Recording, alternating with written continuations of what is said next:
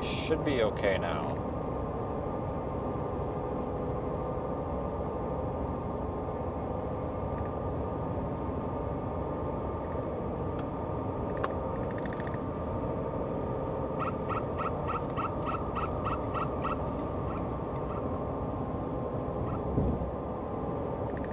Just let me bring up the stream and make sure it's working.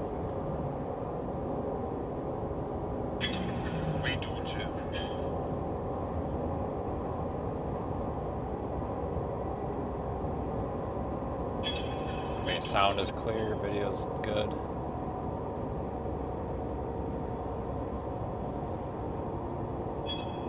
Sound is clear, video's good.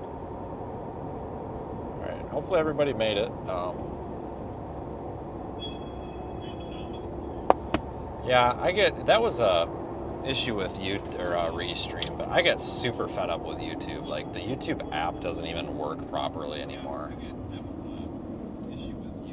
Because then I couldn't even get the damn thing to pull it up to delete the old one. It was kind of a mess. And then I got this guy that's driving like a doorknob here. Just real tired of it. I don't like driving I-75. I just really don't. But hey, gas is $2.55, so we got that going for us. This might be a lucky gas station because Keenan was with last time I was here. We were actually on the way to one of them tropical storms or something, or hurricanes, and I found $1 like in the garbage. Like, I'm not even kidding. Like, I went to throw something in the trash and there was $1 bill like stuck to the bottom of the garbage can lid. I wiped it off with windshield washer fluid, but hell, I found $1.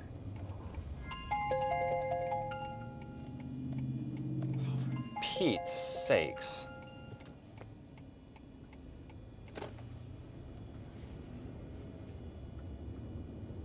Who on God's green earth is calling me? I'll find out.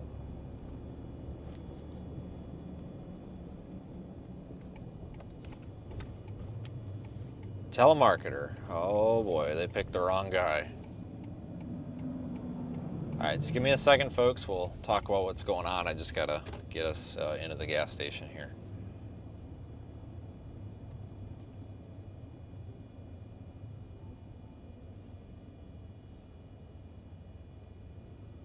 Thanks for joining, everybody. We are in. I know the location's not on stream. I apologize for that. I accidentally removed it from the, at least from this format, so sorry. Oh boy, we are really stuttering, aren't we? At least from this. With the stream. What is going on? Something's acting weird today, and I don't know what it is. I don't know what's going on. But anyway. Bring it fuel.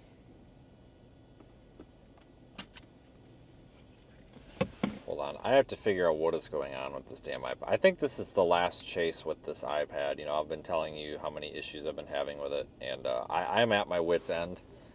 It's not even like an issue of anything other than it's like a quality of life thing where like I spend so much time fighting with this and having issues with it that my life would be so much better if I didn't have to fight with it. So it needs to be replaced ASAP. I'm gonna see if I can go on eBay or something and find a used like iPad Pro or something that's got GPS, because the price on the new ones, oh my god, ridiculous. Like, just find a used one or something.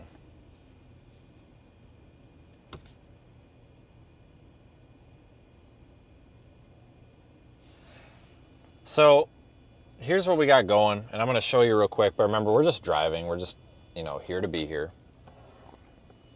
So we're not going to be like forecasting. I'm in Macon. Earlier when we talked, I was in Atlanta. I'm in Macon. And this is Tropical Storm Imelda.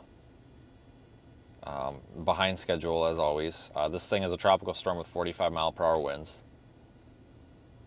No, we are not in the Bahamas. No. And then we've got tropical storm watches from Daytona all the way down to West Palm Beach. So these tropical storm watches might get upgraded to warnings, but they might not. Yes, the storm is 79 miles south of Nassau. That's why. But this is our kind of area of convection.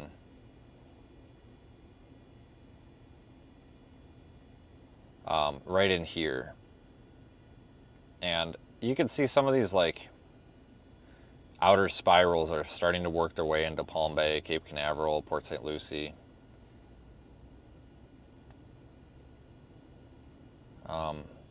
Tomorrow, I'm just going to use the HRRR. Like, I know it's not a tropical model, but at this point, it's just like, I'll take it. I'm not happy with the hurricane models or the global models at this rate. They're not on my good side.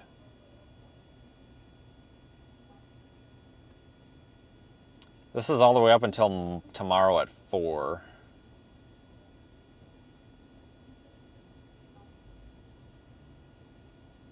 See, like maybe tonight we might get some small squalls coming in. I'm not expecting anything of like big interest here. I'm kind of just heading this way to just to see what we can find. Like there might be some big waves on the beach. So I'm kind of at this point, I'm just going to see if we get any big waves on the beach. You know, why not? I'm definitely not doing a full deployment on this, but yeah, I know I don't have the location on. We're in Macon. It's because I just accidentally removed it from this format, and I don't have a way to put it back at the moment. So I am going to get gas because it is $2.55. And when you're blowing through the amount of gas that I am, because I got so much stuff in the truck, that extra 40 cents cheaper is much welcomed.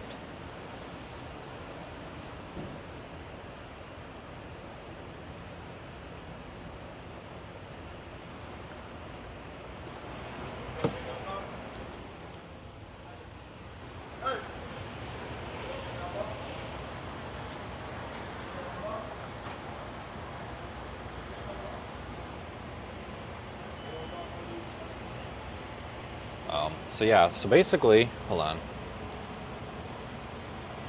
I use my Love's Rewards and get this for $2.45, so that's awesome.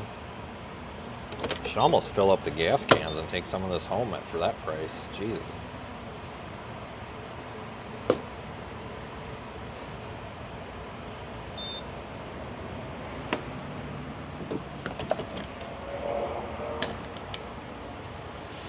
So what my plan kind of is, folks, we've left, we've pretty much dropped the idea of a full-scale deployment on this. It's not going to happen, which kind of sucks. But that's okay. We have, actually, let me foreshadow with this. There's some signals on the Canadian model, and a couple other models had some signals that we could have like a Central American gyre type storm maybe in a week or two. So there is potentially something maybe soon-ish. So not all of the tropical season may be dead here, not all of it, but I wanted to basically let you all know that we've basically got two groups right now. Aiden and Zach are, and I'm going to include David in that group, basically. Basically everybody's staged in Atlanta, just in case, and I left some of our devices with them, just in case if this thing does end up throwing a curveball at us, and it looks like it's going to come in hot for Savannah and Charleston, which I doubt, but if that ends up being an area of interest, they're up there, and I'm going to head down to Florida here, so I'm going to head down 75 to Valdosta, and then I'm going to get on I-10, and I'm going to go east to Jacksonville and go down 95.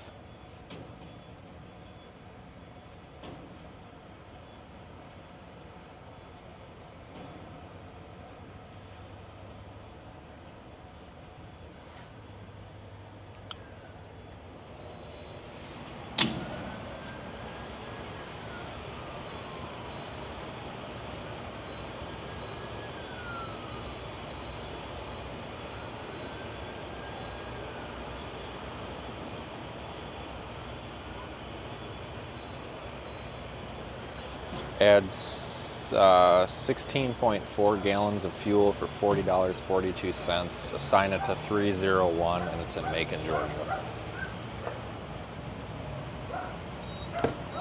Oh, this piece of junk.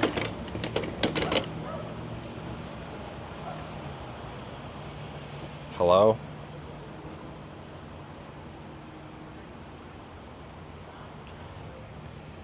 $40.42 for 16.438 gallons of fuel, Macon, Georgia, current time and date, and assign it to 301. Logging $40.42 for 16.438 gallons. Right now, 12:28 p.m., Sunday, September 28th, Georgia. That bumps total fuel for 301. Macon, Georgia, M-A-C-O-N. It's Macon, Georgia. Got it.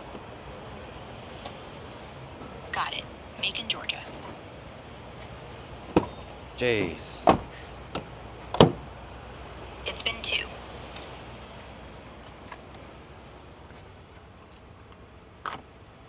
Oh yeah, for $40 to, well, did that even? No, I didn't need to fill it, but I'll be right back, guys.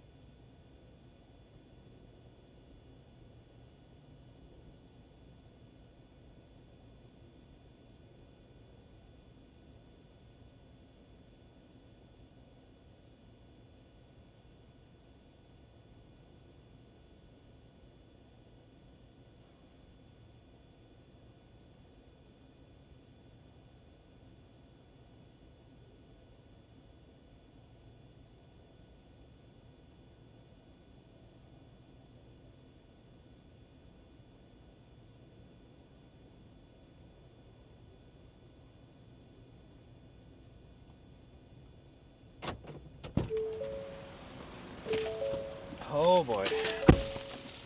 Boy, there's some characters in there today. I should have taken you guys in for that one. Holy smokes. Holy smokes. Yeah, we had some characters in there. Let's jeepers Christ, that lady. She was trying to take her dogs in, and they were telling her she couldn't have her dogs in there unless they were service animals, and she was complaining about it. She's like, I'm a customer. And it's like, they're not service animals, and it's a freaking Loves. Of course they're not going to let your dogs in here. What the flip? I don't know what it was about, because the cashier lady was like, are they service animals? Because she's got 2, like, pit bulls, which I know some people are going to be like, I got pit bulls, whatever.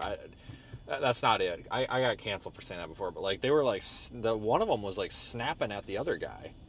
It was snapping its mouth at him. I'm like, what the frick? And that's what got the cashier's attention. It's just like, they can't be in here unless they're service dogs. Are they service dogs? It's like, no, but I'm a paying customer. And it's like, why do you want to bring your dogs into the Loves anyway? Like, that just sounds like a hassle. So then she freaking stays out, and her husband's in there, like, throwing a pitch and a fit. And it's just like, oh my God. Like, you gotta be kidding me. God dang, there's always something. I tell you what, like, there's never a dull moment at these damn truck stops anymore.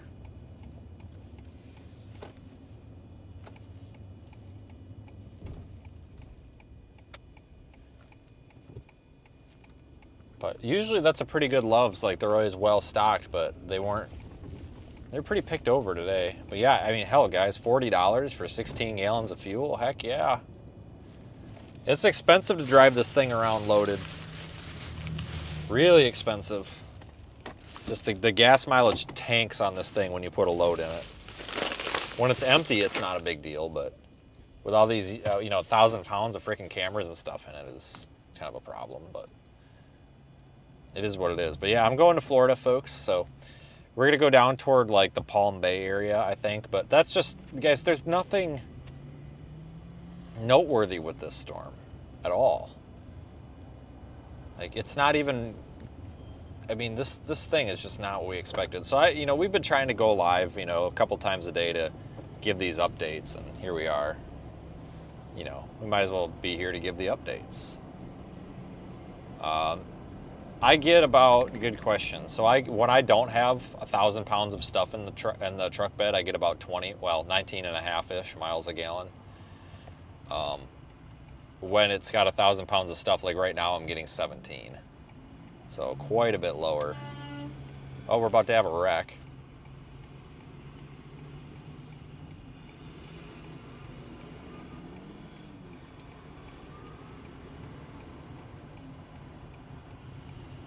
I haven't been to Florida for a year. You guys believe that? Like, holy crap. I actually like Florida. It's never boring in Florida.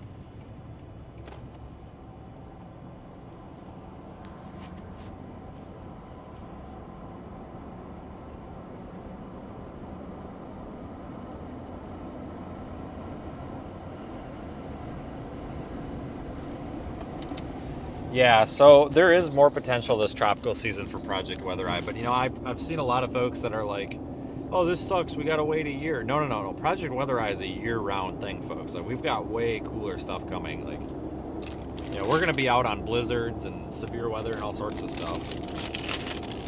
I mean, trust me, we didn't develop all this and put all this money and time into it for hurricanes. I mean, that's part of it, but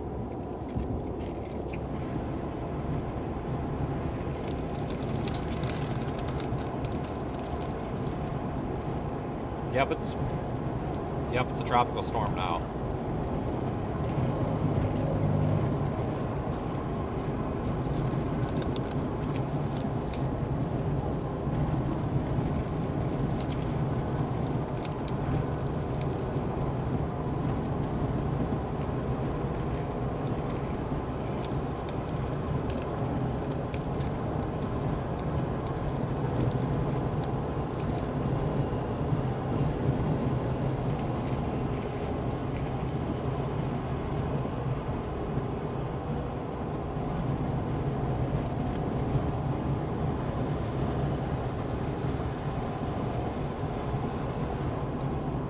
tropical storm watches have yet to be upgraded to a warning, if that tells you much.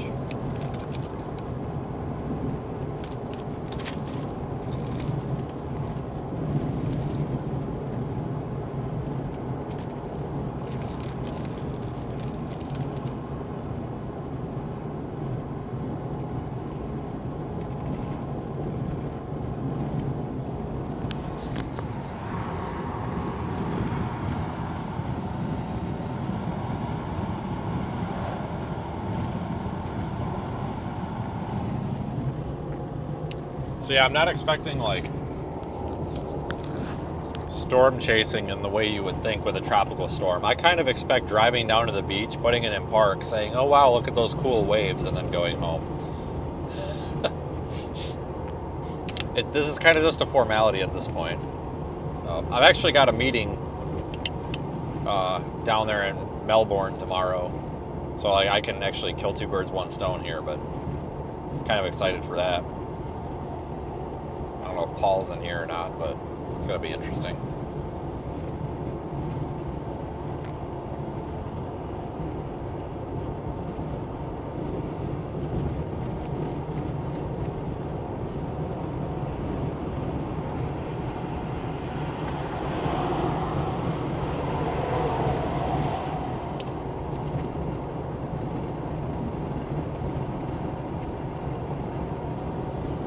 So yeah, we're on the way.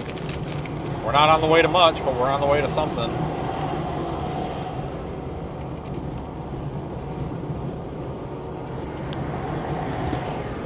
And I know we're missing the locator text on stream. Basically turned it off by mistake. We're south of Macon, Georgia.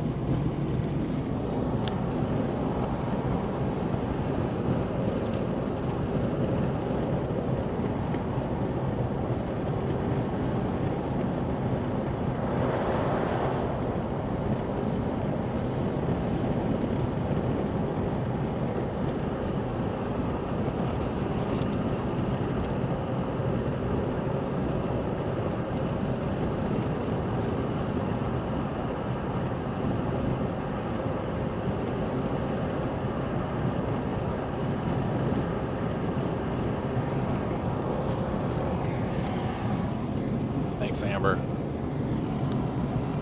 Yeah, this has been quite a unique experience of we basically had an extended work meeting in a town and city that we really didn't have any business to be in for any reason. That was significantly out of the way for all of us. Yeah, so I'm taking 75 down to I-10 and then I'll go over to 95.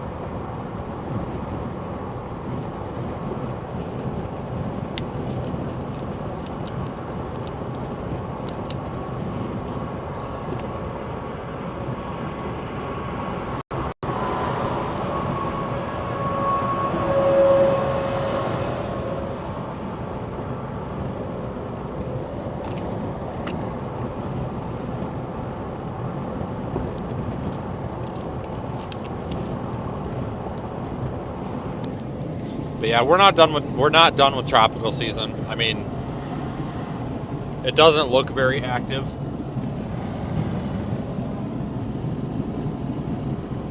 But, you know, we got 6 weeks left of tropical season. You never know, we might be on a hurricane here in a few weeks.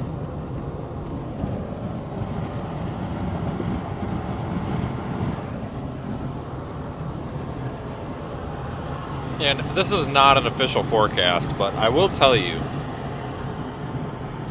the couple of the computer models, some of the ones that are known to be not very good, but nonetheless, are showing maybe something trying to develop down in the Gulf or the southeastern Gulf.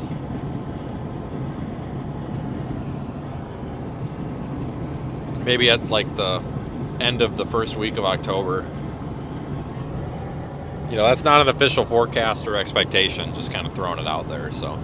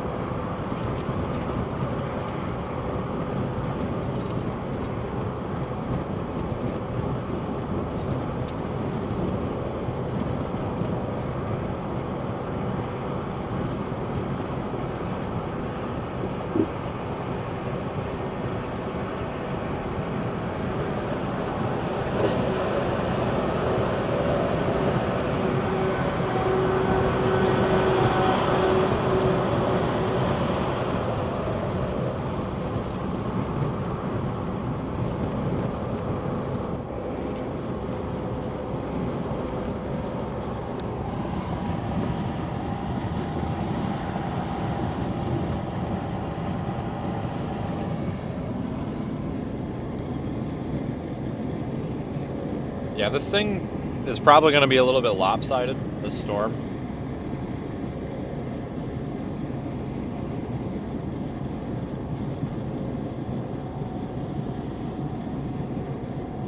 So even as it's moving up the Florida coast, all the effects are probably going to be a little bit to its north. We'll see what happens. Might get some cool action on the beach maybe, or not. There's a low smack in the middle of the Gulf. I saw that. I need to look at that on satellite, but I did see that.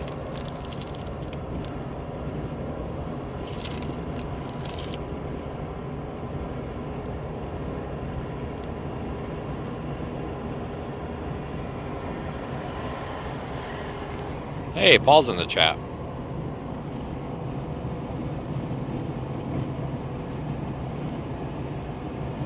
No, I'm dead serious, folks. Like, sidebar conversation.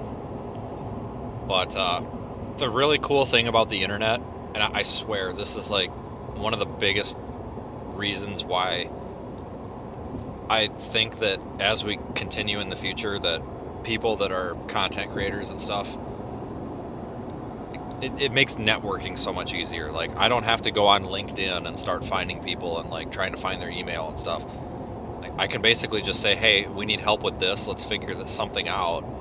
And then somebody will just randomly email you and be like, hey, and even if it's unrelated, you'll be like, oh my God, you're an expert in something that I need an expert in. And then it's just like, wow, this is great. Like, this would have taken me like 45 years to figure out on LinkedIn.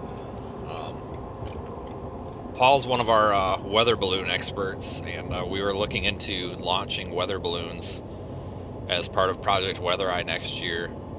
That's something that I've actually heard the idea tossed around by several people, just in passing. And, you know, it was one of those things where there's some of our members were like, you know, this would be really cool to do. And I'm like, yeah, it would. And it sounds like it's not unreasonable to do. It's just we don't know enough about it. And the problem is you can't just go on YouTube and be like, oh, how to develop a data ingest for a weather balloon and launch it and send the data. But like that, it doesn't work very well like that. Apparently people don't do that very common enough, so you have to go and figure it out on your own. But Paul and I are going to have some discussions, so really appreciate that email earlier. But this is pretty much how we've been able to do business on this channel. You guys heard me complaining a couple of months ago. Well, maybe you did, maybe you didn't. But I was complaining a couple of months ago about some issues with a Linux server, basically running that does a lot of stuff for, like, because I have an API that to be able to access camera settings and stuff like that, and then it's basically in a control panel, and it's all done through an API with a third party and stuff. And I was complaining, like, God, I can't figure this out. Sure as hell, somebody emails me and they're like, oh, I'm pretty sure this is your problem, and, you know, by the way, I'm like I don't know, software expert or something, and I'm like, okay, cool, look at this, what's wrong with it? Oh, you got to change this. I'm like, oh, fantastic. So the internet is a good thing. But no, I'm actually looking forward to this. I haven't been to Florida since last October. Typically when I go to Florida for severe weather, we usually do pretty good. I just got your text, Paul. That's funny. Yeah, I tell you, the internet works out really well. I tell you, but we usually have pretty good luck in Florida. I mean, we don't typically get these big, crazy, severe weather events in Florida, but like, it's really underrated chasing country. Like, yeah, you have your metropolitan areas and you have your trees and you have areas where you really can't go. But like the Central Peninsula is relatively flat. Well, it is flat. It's like completely flat. And yeah, there's like wooded areas, but overall, it's not bad to chase in. It's perfectly doable. The Panhandle gets a little bit tricky, especially like up by I-10, but it's also doable. And you also have to remember too, folks, usually most of the time when well, at least me, when I'm chasing in Florida, it's typically like 10 degrees at home and snowing. So just the fact that I'm in somewhere else where it's like 75 degrees that almost makes the trip worth it right there. So that like justifies the expense of the trip. But I don't know what my plan is here, because originally yesterday we had thought, well, we could go down to Florida yesterday and we could pepper the coast with camera devices. But then we were like, yeah, that doesn't even look solid, so we opted not to. I mean, I could go down there tonight, first thing in the morning, whatever you want to call it, and we could just start dumping cameras along the coast. But this thing is so lopsided, I'm kind of thinking that we're not even really going to have much of effects for it. I think that's why they haven't gone from a warning to a watch. The National Hurricane Center, and especially those Weather Service offices down in these hurricane-prone areas, are really, really good when it comes to having the appropriate watch, warning, or advisory or whatever. Like that's one thing that they're very, very good at. For example, like if it's not a tropical storm warning, it's probably not going to be a tropical storm. If it's not a hurricane warning, it ain't going to be a hurricane. I mean, there's no oopsies, there's no mess ups. Like it's always very detailed, very thorough. So not seeing that upgraded to a warning yet makes me think that, yeah, this might not be that exciting. But that's good for anybody that lives there. Obviously, we don't want anything that's going to blow everybody's house away or erode the beaches. But I will tell you that, I said this earlier, it's blue skies and sunny in Atlanta. That's not very exciting, but at least down here there might be a cloud. And at least a cloud is a little bit, like a dark cloud, that's a little more exciting. Just a little bit. Not much, but a little bit. But it's always kind of fun to just go take a look at the beach. I tell you what though, if there are squalls coming in, I'll go put some cameras out. I'll probably put the RDDs out because I don't want to lug the big heavy cameras around. But we could put the smaller RDDs out. I mean, we could put like 4 or 5 out, I suppose, if there's some squalls coming in. But I don't even know at this point, guys. But I do like the east coast of Florida. I haven't been on the east coast of Florida since 2020 something. 21? Was it 21 or 22? Yeah, I think it had to have been 22. It might have been 23, but I think it was 22. Hurricane Nicole. That thing made land... thing, because that's what it was. It was a thing. It was barely a hurricane. Why is this dude laying on his horn? Like, what? I'm doing like 10 over the speed limit. What do you want me to do? Crying out loud. Oh, you know what? All right, there, the location's back on screen. There we go.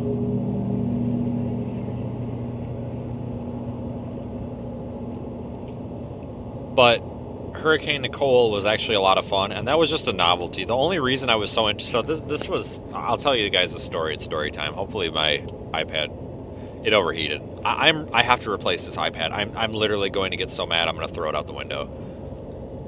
And it's not that I'm against going and spending $1,500 freaking dollars on an iPad Pro, but it's the fact that I think it's ridiculous to spend that amount of money for something that's in the vehicle. You know what I'm saying? So I had this idea earlier where I'm like, you know what, maybe I just need to go on eBay and just buy a used one, because it's in the car, like it could get scratched and all that. You know what I'm saying? So I might start looking on eBay. That might make more sense. It's just ridiculous how expensive stuff is, like. And sometimes you have no choice. Like, it's a business expense. Like, you got to do what you got to do for stuff.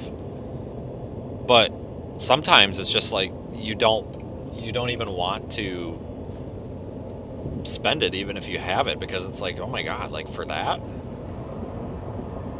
But anyway, what I was saying was, I'll tell you the story about Hurricane Nicole. So, we had somebody, I don't know if she's in the chat, we had somebody watching Lily for us in Ohio. So Nikki and I left at like, 5 a.m. I don't know. Drove to Ohio, dumped off the kid, then drove to Atlanta, was late. Got a hold of Don, so then me, Nikki, and then Don, we all drove down to, I think it was Palm Bay. Was it Palm Bay? Somebody might remember. But I think it was Palm Bay. Yeah, it had to have been Palm Bay. Yeah, I just zoomed in on the map. Yeah, it was definitely Palm Bay. So we drove down to Palm Bay. And let me tell you, that was a freaking drive, because we just drove the whole way through. I remember that when we got to Valdosta, and I love Valdosta, by the way, it's like super convenient. We got to Valdosta, and I was like, I'm done driving. This was like 11 o'clock at night. I'm like, I'm done. And, you know, Don's like freaking hours ahead of us by now, because like I was tired, so I'm like in the right lane doing like 10 under the speed limit like an idiot. So Nikki drove the rest of the way, Valdosta all the way down to freaking Palm Bay. I think that was a good solid 4 hours. And we get to the Airbnb that we got at like 3 in the morning. And of course the damn hurricane is like out over Freeport, Bahamas, damn near it. Moving west toward the coast. So yeah, we get back up at like 8 o'clock in the morning, and I'm freaking dead tired. We go put the cameras out and stuff, and I mean we did Project Mesoboard at that time. We got everything deployed. We did a pretty good job. That was actually a lot of fun, but that was not much of a hurricane. It was pretty weak and pretty pathetic, but I just thought it was cool because it had a very large eye, so it was very easy to get into the eye, and it was pretty clear. You could see the stars. And I just thought that'd be cool for Nikki's first hurricane that was named after her to like get in the eye and all that. Just call it a day. So that's what we did. So that was kind of cool. It was more of a novelty than anything. But retrieved all the cameras, and then we ended up going north because we thought there was going to be tornadoes from it in like South Carolina the next day. And we chased. We drove up 95, and it was terrible. Like, the amount of traffic for some reason was just horrible, like worse than it normally is. And I don't remember what the hell we did, but we went somewhere in South Carolina. Chased. It was a bust. But that was kind of fun, because when I say the Southeast, I'm usually talking about Texarkana, Texas, all the way to like Atlanta, you know, I-75. When I'm talking about storm chasing in the Southeast, that's usually what I'm talking about. But like the southeast, like the southeast, I don't know. The tropical Southeast, maybe? I don't know. Atlantic Southeast, like that area, we don't go too much. Like the east coast of Florida, well, hell, Florida in general. The Florida Peninsula, Southeast Georgia, South Carolina, don't go to those areas very much. So it's really kind of, I really enjoy going to these places that I don't get to go too much. I actually like South Carolina. It's not very good for chasing, but I like going up there. But especially during the winter when it's cold out everywhere else, you get to come down here where it's warm. So I kind of look at this as it's kind of a fun opportunity to go somewhere. So I'll probably, hell, guys, I'll probably get home on Thursday, because what'll probably end up happening, I have a feeling tomorrow's going to be like a mess around day, just see what's happening, go live for a few hours. I'll probably start leaving. I don't know if I'm going to follow. It depends if the storm continues more north, or if it actually does turn east. If it turns east right away, I'm probably out. But what I'll probably do is start getting out, and then if I can I would love to be home Thursday afternoon or evening, but I don't know if that'll happen or not. Because it's 20 hours from, I remember that it's like almost exactly 20 hours from Palm Bay to home. So it's just 2 days, 2 10-hour days. It's not a huge deal. I've done 20-hour drives before, and I would never recommend that. That was some of the worst. That was just terrible. Especially when you have like nothing to look forward to, like a storm or anything. It's just, yeah. So. But we'll see. Honestly, what kind of talked me into going was when I mentioned going earlier. Everybody in the chat was like, "Yeah, let's go." I'm like, okay. You know what I mean? Because like, if people don't have a genuine interest, like if nobody's gonna watch, then there's not a whole lot of reason to. I mean, this channel's audience driven, kind of. I mean, not fully, but mostly.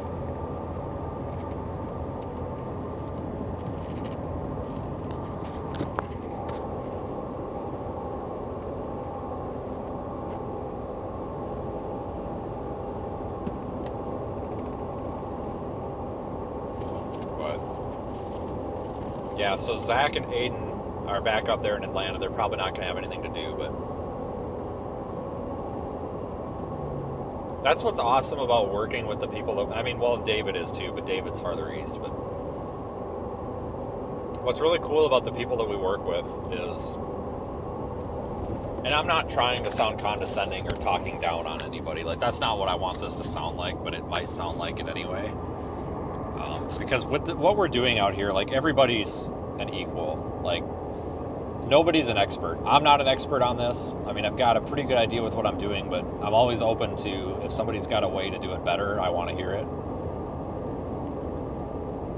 And, everybody showed up and got in place to do this. And, like, we have such good people. Like, nobody's got a problem with anything.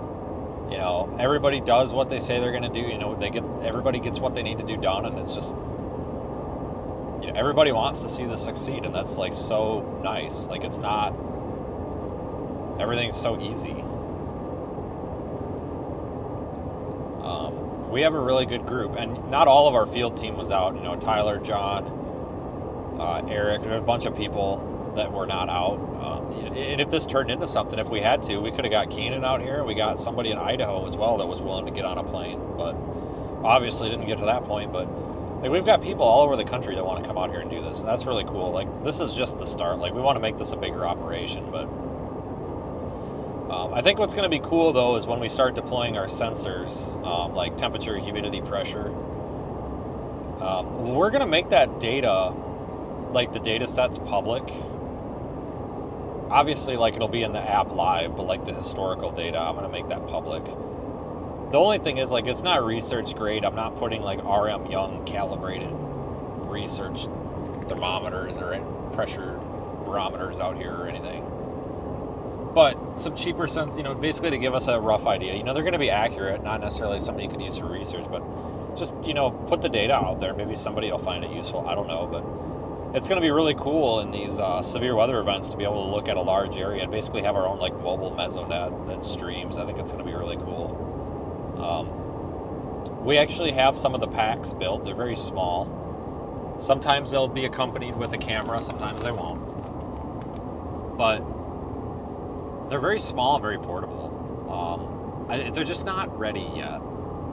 Because I have to work with Radar Omega, and we have to get some sort of an API set up to, bounce the data back and forth. I have to figure out how to easily make the historical data available on the website or something as like a CSV or something.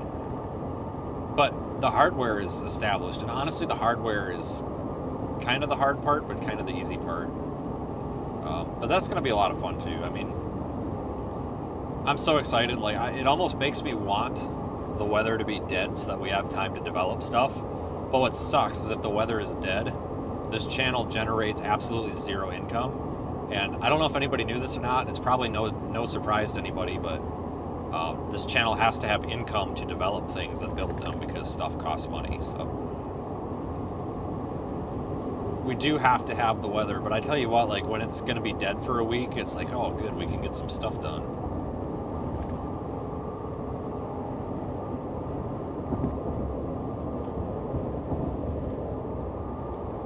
But yeah, I consider this a successful deployment, even though it kind of sort of didn't happen. Because look, I mean, we've got somebody heading down to the area to at least say we were there. But on top of that, we were able to mobilize 4 people, 39 pieces of equipment. Could have mobilized more if we wanted to, but 39 pieces of equipment. I think we were there. We were there and ready. I mean, it's not... Like I said, I witnessed and kind of directly saw quite a few people kind of making fun of it, and it's like it was fully intentional. Like, this is a large operation that's not... We didn't guarantee a landfall or a forecast of anything. It's just when you have so many pieces of equipment, so many cars, and so many people, you have to get it moving quickly because it's a lot to get moving. Especially when some of our people, they work other full-time jobs, part-time jobs, whatever, and they have to get off of work and stuff like that. Like, we can't just say with 12 hours of notice, hey, drive to Atlanta. We have to say with like 4 or 5 days, hey, I think we're going to go, and then we have to commit to going, even if it is a messed up bust or something. So it just is what it is. I mean, that's kind of the thing about what we do, is we have to accept that there's going to be a good handful of times every year that we go for a severe weather or a hurricane or a blizzard, and then it doesn't happen, and then we basically just sit there and go out to eat and go home. But it is what it is. You just really have to get used to it. But I just couldn't... It's like, wow, kind of crappy luck that our first coordinated tropical deployment ends up being a bust. I'm like, wow, great.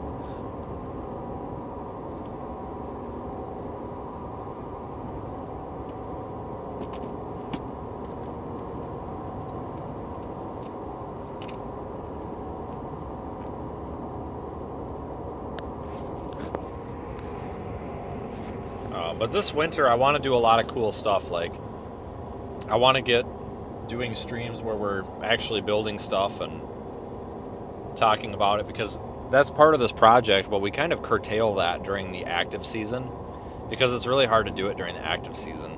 But during the kind of the slow season, we've got a lot of folks that want to build this kind of stuff and modify it and potentially be part of this, and that's when we do that kind of stuff. Thanks, by the way, Sarah. Do that stuff on a live stream, and it's going to be fun to do that.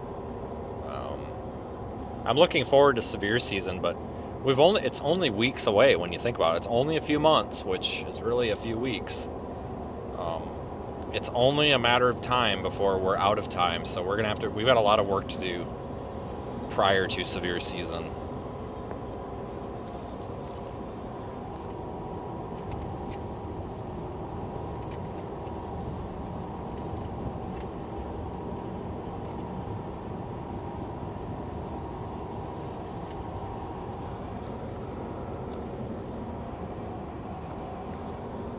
Yeah, I've got a prototype storm surge sensor I want to try too. I don't want to say too much because I really don't want somebody kind of just taking my idea. I mean, once we built it, it's whatever. But I'd be really sad if somebody stole the idea and then built it before us. That would suck. But no, basically, what our plan is for next year for storm surge, I think I found a way that we can measure storm surge electronically and then stream the data. Basically, you need a flexible metal tube, or a flexible plastic tube, like a piece of like aquarium tubing or whatever, like maybe 1/2 inch diameter. And you need to have it has to be a certain length because you're going to put it at a certain height. And you can get the data, just into a Raspberry Pi or something. It's no big deal. But you can basically, there's a couple of ways that I think we can do this, and we're going to try both. I found some basically water sensing tape. It's basically a flexible circuit board with little like copper or whatever pads on it, like every half an inch.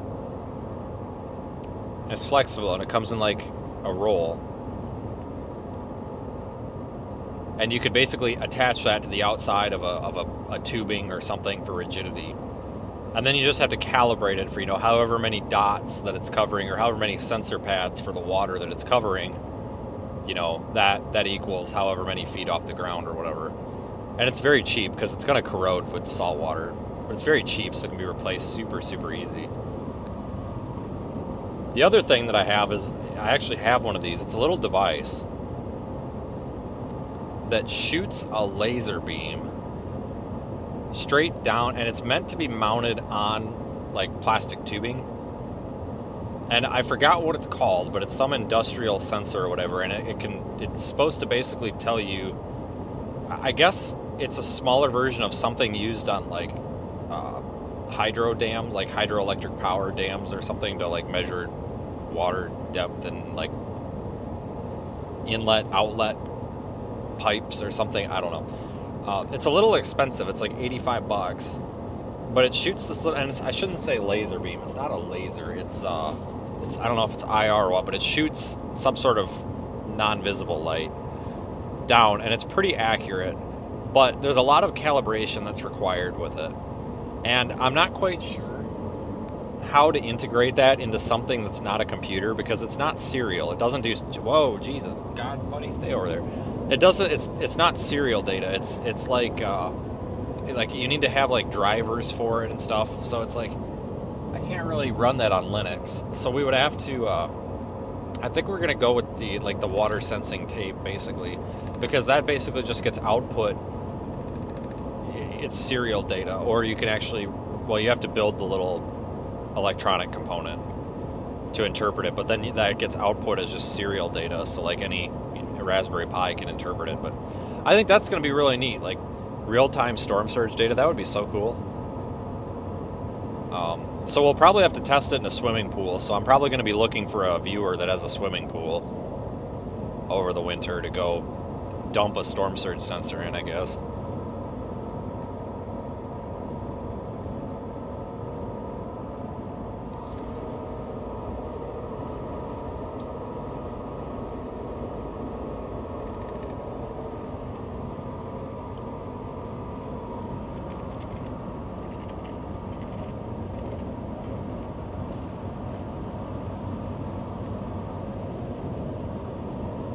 But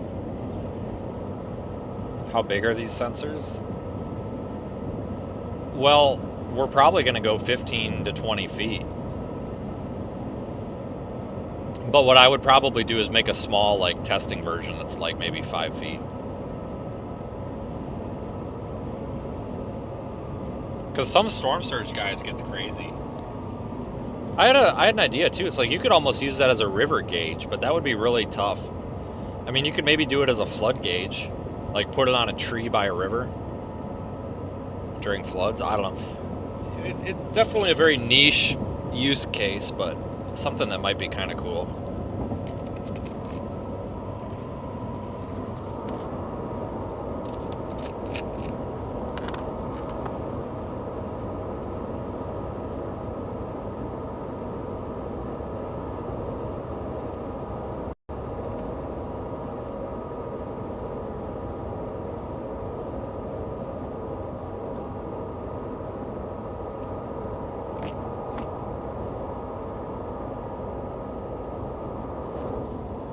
Yeah, well, I know we won't see a water spout because that's just against the rules, apparently.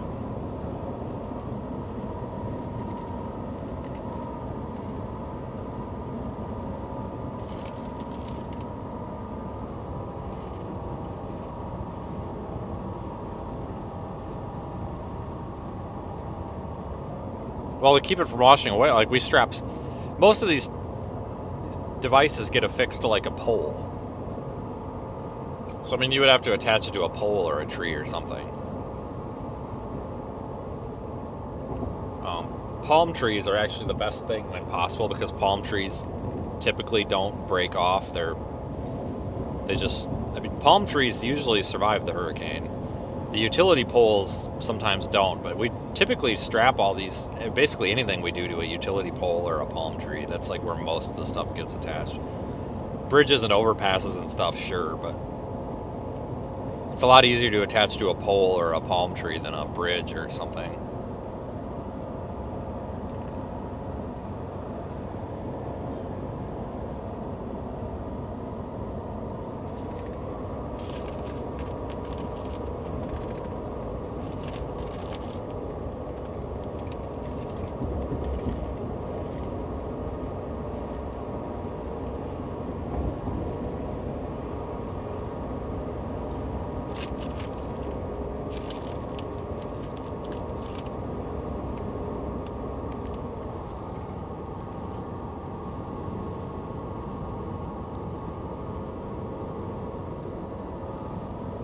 I don't really look forward to the drive home, no. That's like 20 hours home.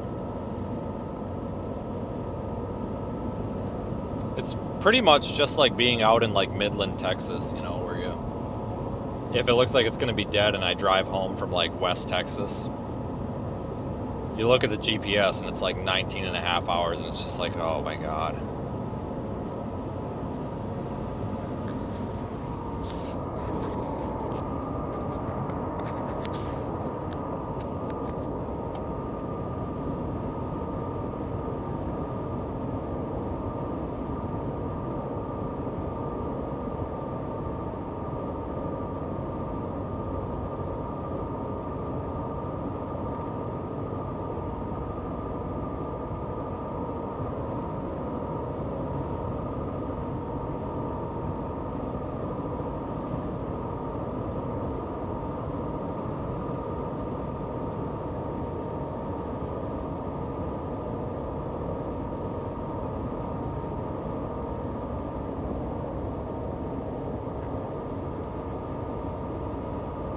Yeah, I actually don't like driving. I really don't. I don't like long drives.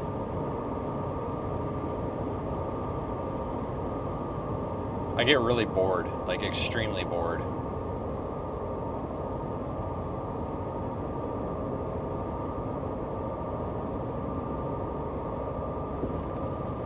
I try to make the drives as short as possible. That's why,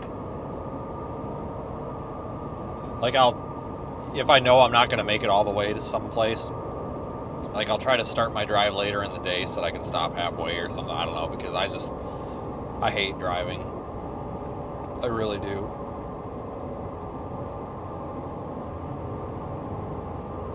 That's what sucks when you get way down in like a certain corner or section of the country like this.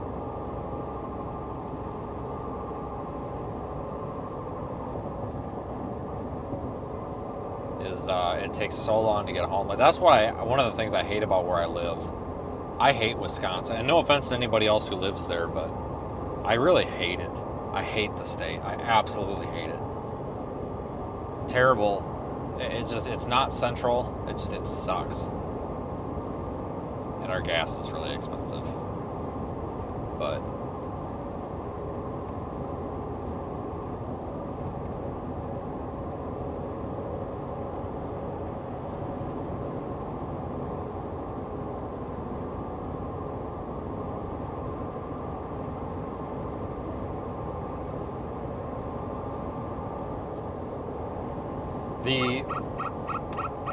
the most central place to live for storm chasing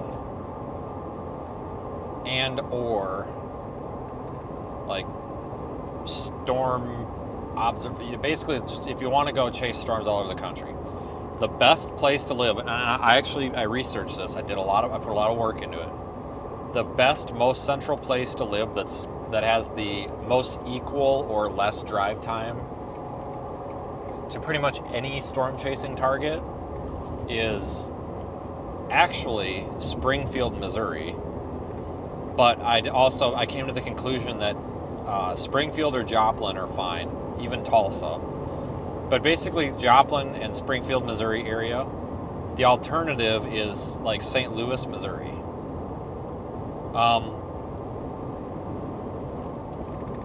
Reason being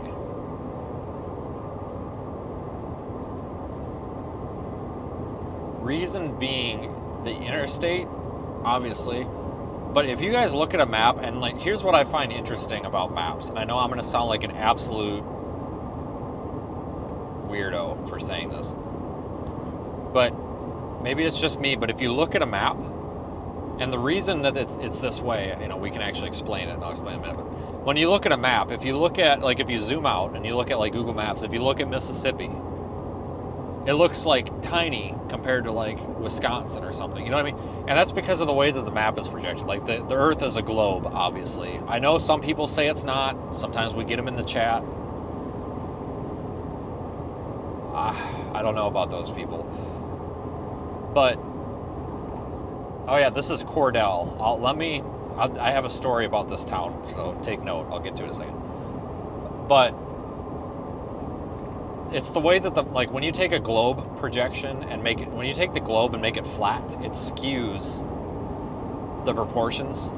So I'm not crazy. When you look at a flat map of the United States, some areas look proportionally smaller than others and closer together than others than they are. So, but if you look at like a globe projection, it makes more sense. So when I zoom out, like for example on like Radar Omega, you know, just a map box map, it looks like some areas are like so close together or so much smaller, and they're not. So when you look at like St. Louis, you look at that and you're like, oh, that's not close to anything.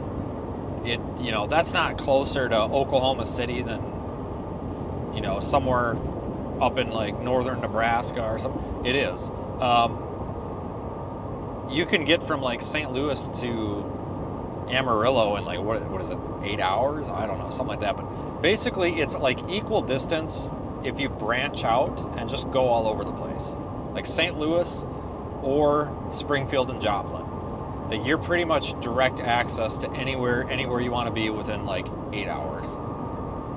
Tulsa's not bad either. Tulsa's actually pretty central, but you're starting to really kind of get deeper into the western bias down there. But the problem with Wisconsin is it's the northern latitude. Like it's so hard to get south. It's really hard to get southwest, at least where I'm at, because we don't have an interstate that goes southwest or anything. You know, it takes me 2 hours.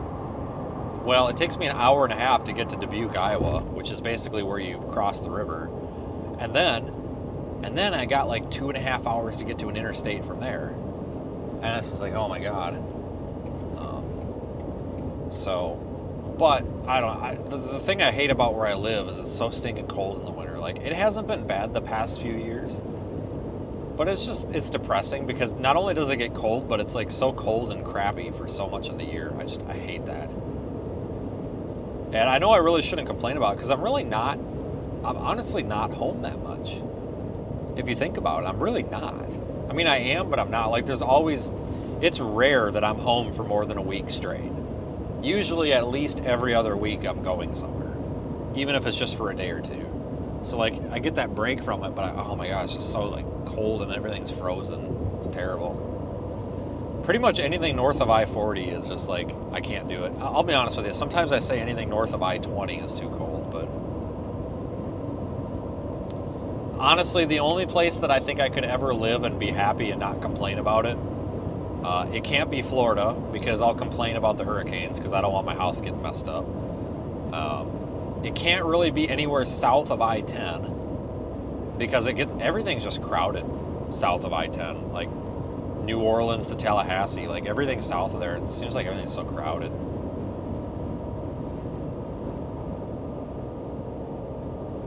But northern Georgia actually has really nice, mild climates.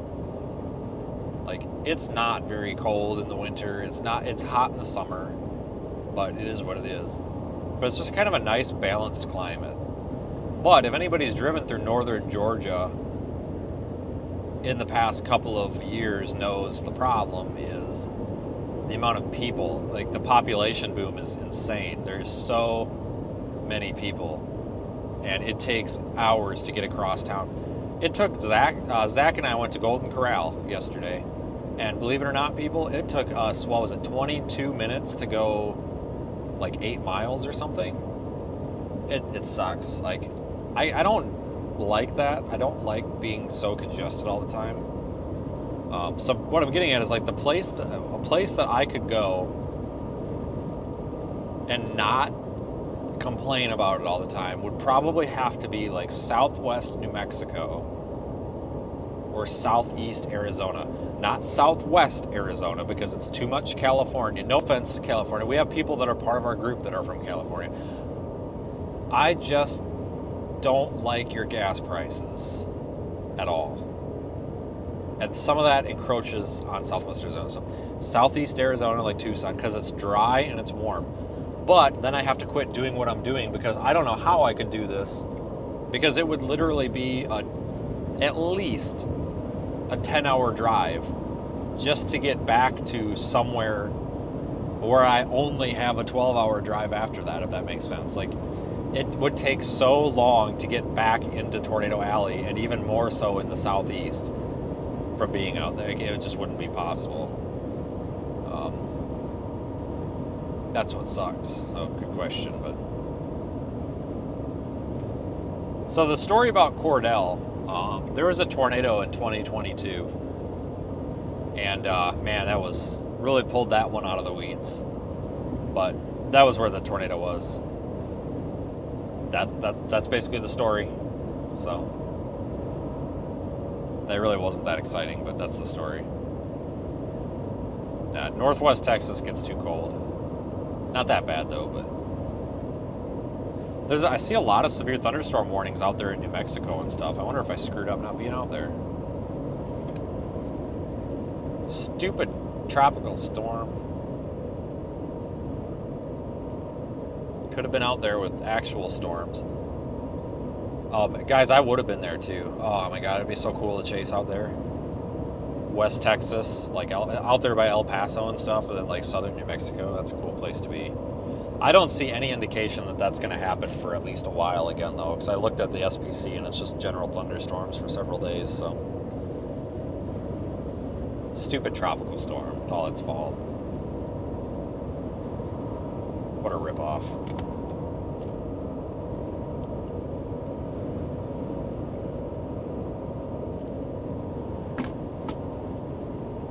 I will tell you, though, anybody that lives on the east coast of Florida is very happy that this did not smoke them.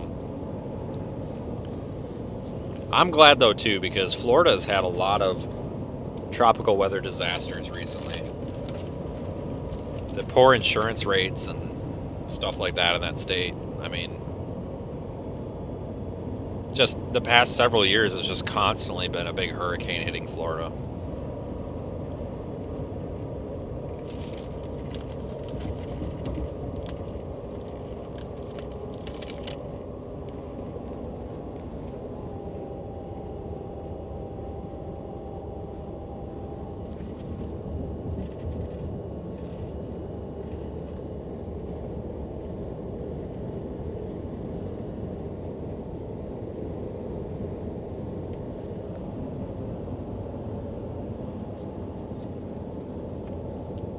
But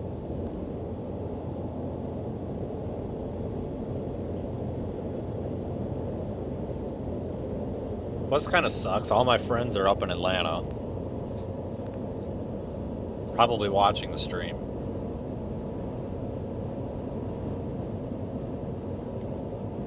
I'm sure Aiden and Zach would, yeah, I'm sure they would have loved to have come down, but like, it's like both of them said, and like, honestly, it's what I said too. There's no reason to come down here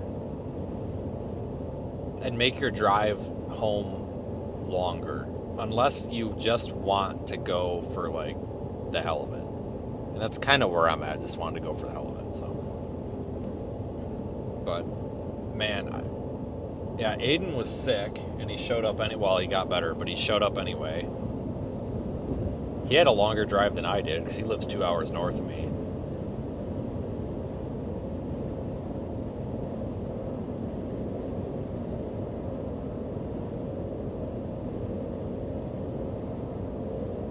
What do I like chasing the most?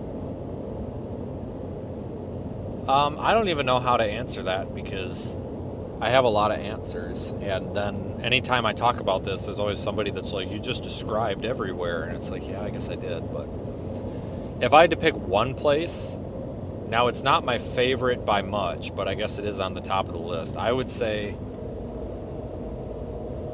like Midland, Texas, all the way over to Roswell, New Mexico, and then up to Amarillo, like that West Texas chunk.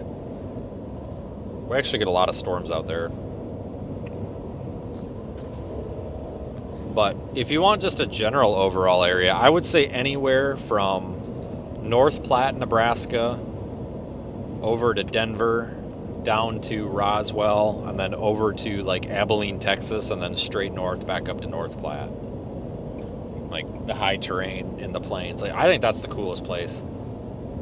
I really don't like chasing east of the Mississippi River at all. Like Dixie Alley events, Southeast events. I mean, I like being out here when I'm out here, but it's the drive, folks.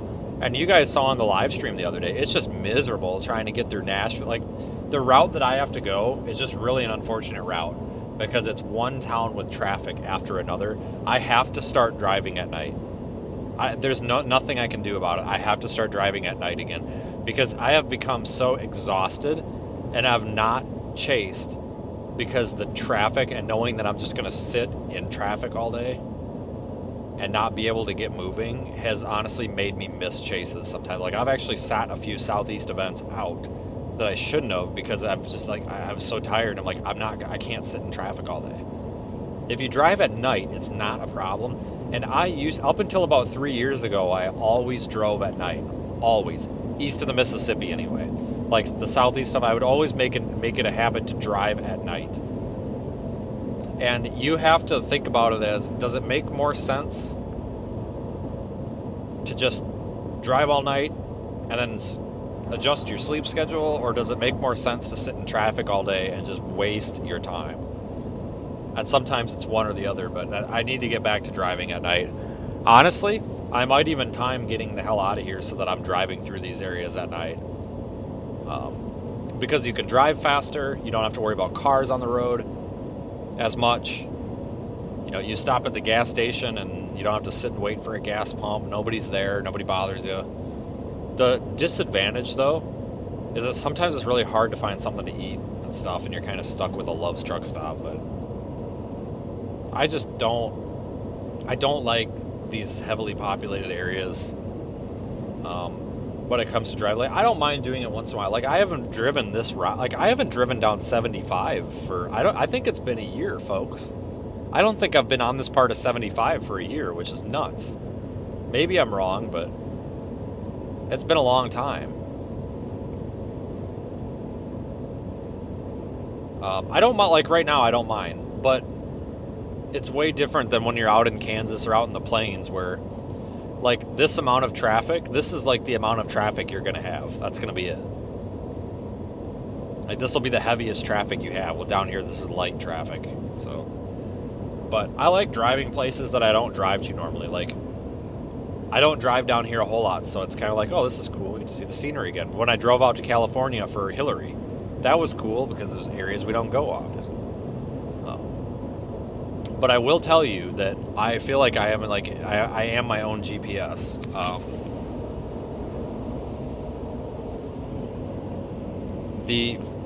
I can probably tell you every exit number.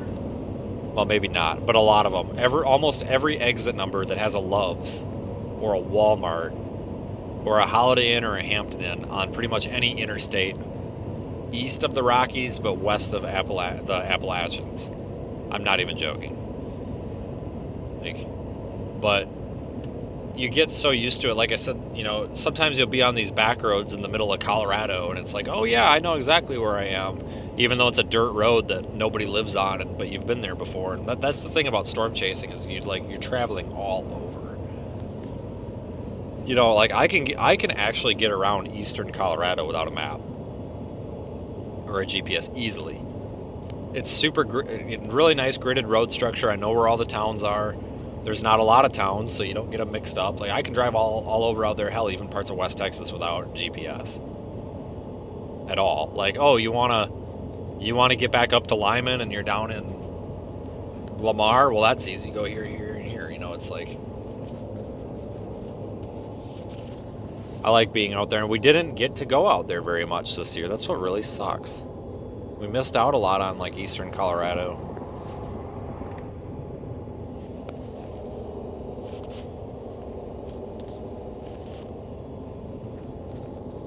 But I don't know. Oh, look, it's a big peanut over there on the right.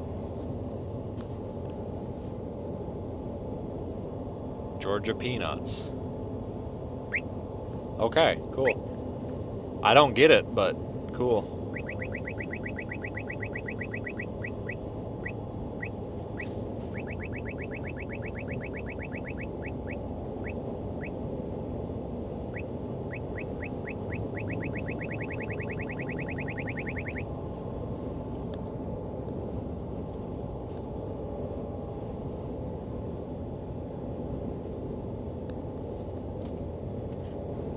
Yeah, that's why it's a little depressing when winter comes around and stuff, because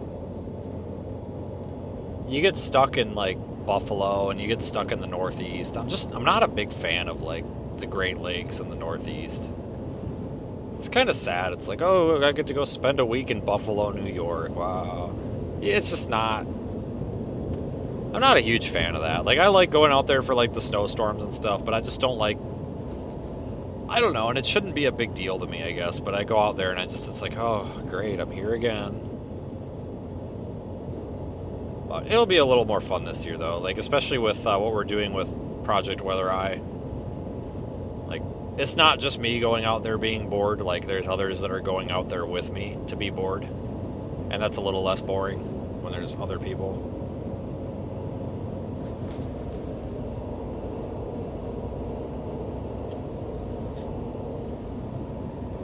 But we actually had fun on this last one here. Let's see, we went to Texas Roadhouse. No, we didn't. We went to Longhorn Steakhouse, and that's where I think we pissed off the waitress. And I honestly don't know what we did. I mean, like, we're pretty... Like, we really don't require anything other than just drop off the food. Like, that's about it. I honestly don't know what we did, but she didn't like... She definitely did not like us.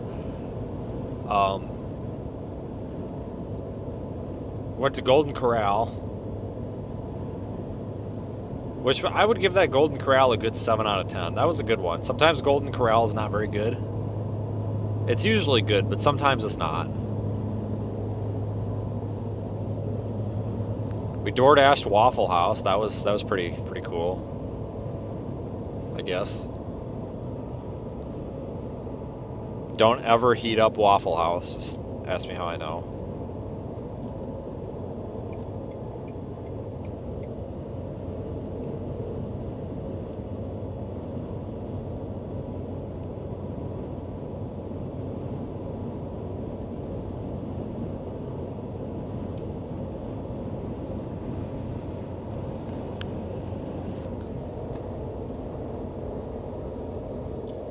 It says I'm 5 hours away from, like, Palm Bay. And I don't know, it does, if you look at a map, it looks like I'm way farther than that.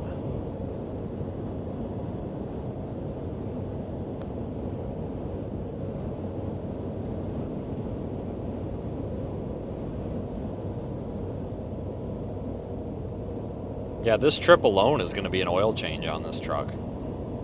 Because I've got basically to go down there, and by the time I get home, that's going to be another 2,000 miles. I'm gonna be an oil change on this truck, just one trip. There's a lot of driving.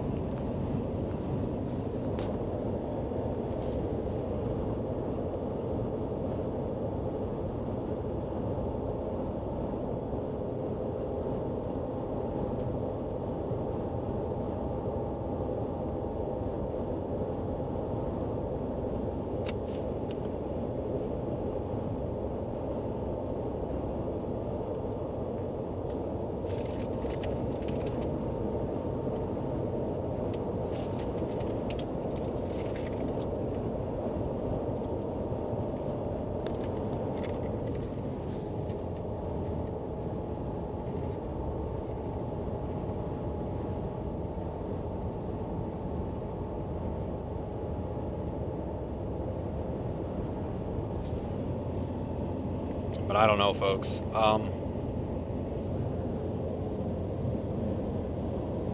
But it's going to be spring before you know it.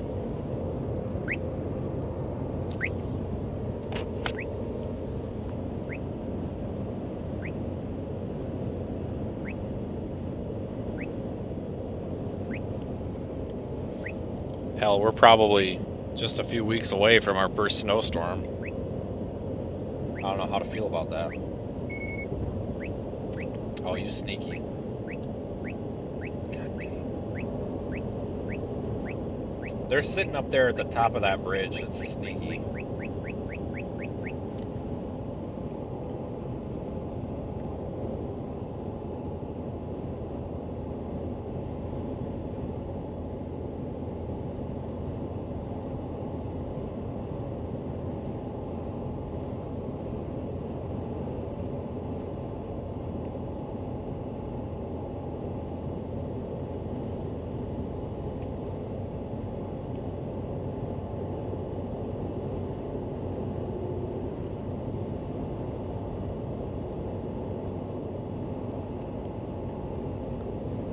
Yeah, we'll stream for a little bit longer. Maybe down toward Valdosta, I guess. I just felt like firing up the stream because honestly, like when we're out doing stuff, it seems to... I get a lot of comments up that this is entertaining. I don't know how it is, but if it is, sure.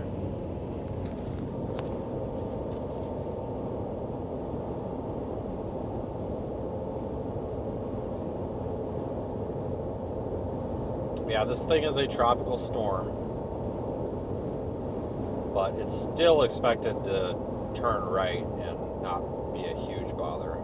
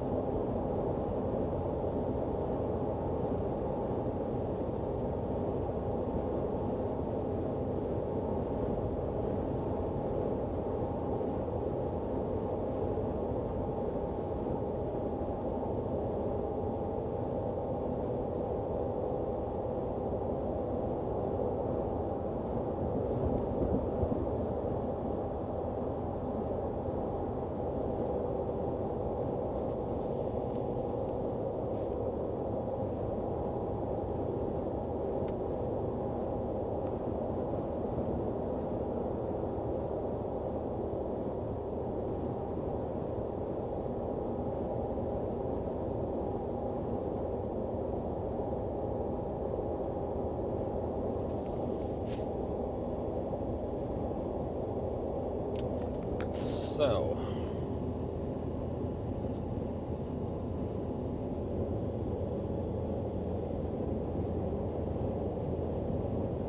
I don't even know what the weather's like right now. Let's see.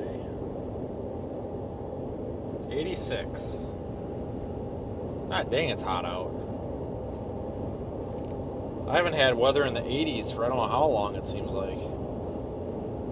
Well, when we were in Nebraska a couple weeks ago, or what was that, a week ago? I think it was pretty warm.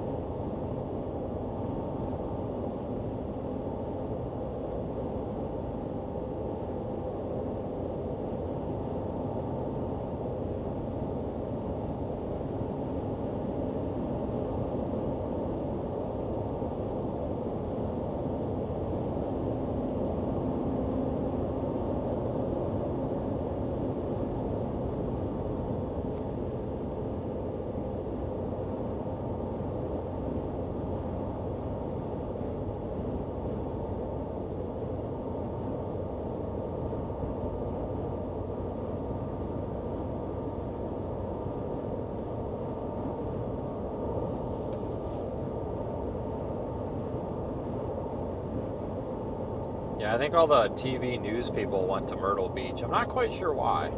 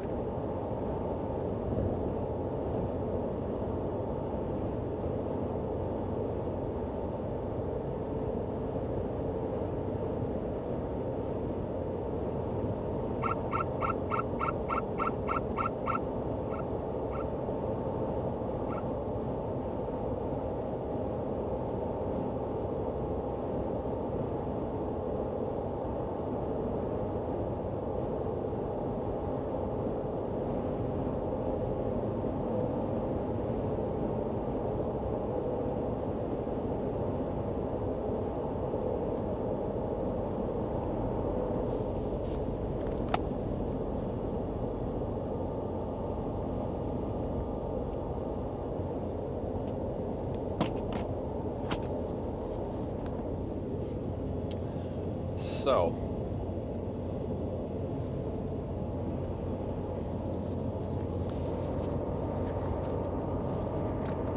I forgot what day I left home. What day did I leave home?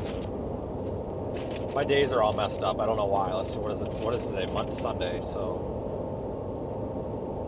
Thursday? Did I leave Thursday? No, I left Friday. Yeah, I left on Friday.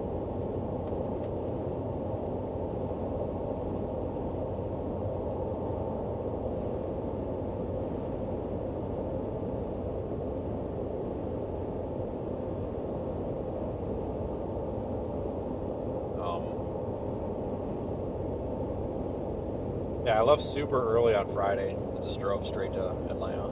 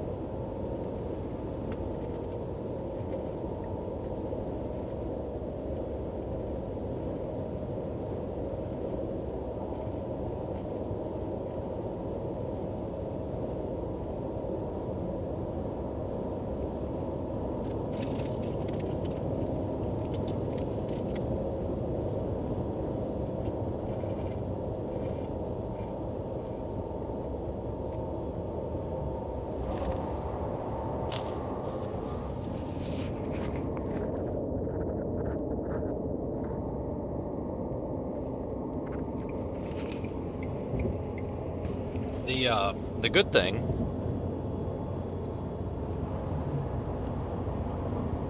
the bright side is,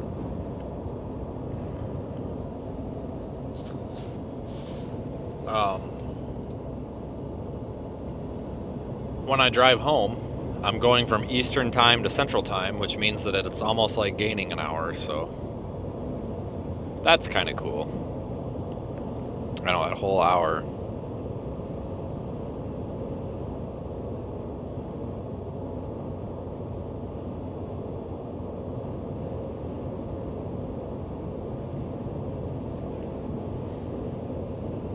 But honestly, folks, there's been many times in the past like 2 or 3 years where I've actually stayed in Valdosta, which is like the next bigger town we're coming to. It's like basically right at the Florida-Georgia border. It's maybe, what, 10 minutes north of there?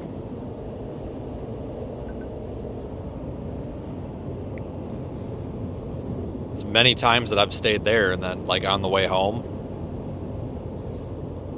And then, driven home from there. And it's not terrible.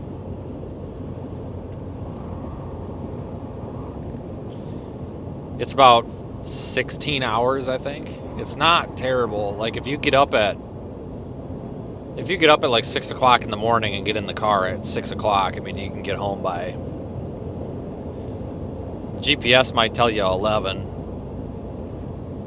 But, you know, from Eastern time to Central time, so it might tell you get home at like maybe 11 Central time, but it ends up being midnight because by the time you stop and get something to eat and stuff, you know, you end up wasting an hour.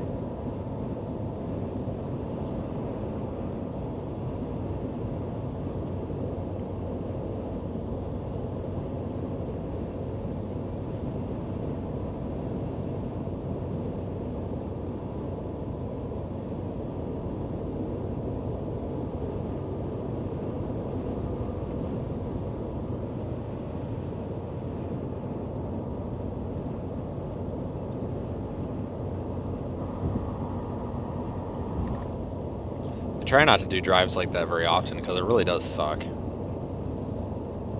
But yeah, it's kind of weird to do that. Like, nobody's ever like driven basically across the country from north to south in a day. It's a very weird feeling. It's hard to describe. It's like you lay in bed, like when I get home, but then you're like, holy crap, when I got up, I was basically on the other end of the country. It's really weird. It's a strange feeling.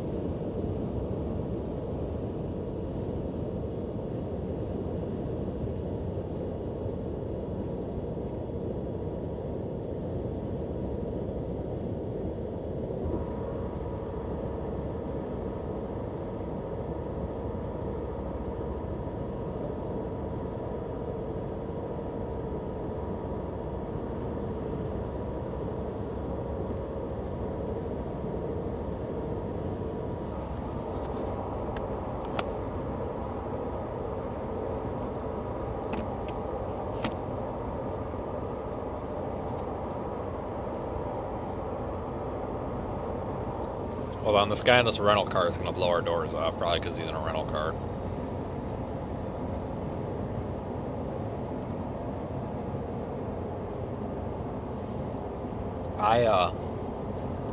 I typically don't do super long drives. Like, usually you don't have to. Sometimes you have to. But like when you get out here doing multiple days of severe weather, your drive usually isn't more than a few hours, you know.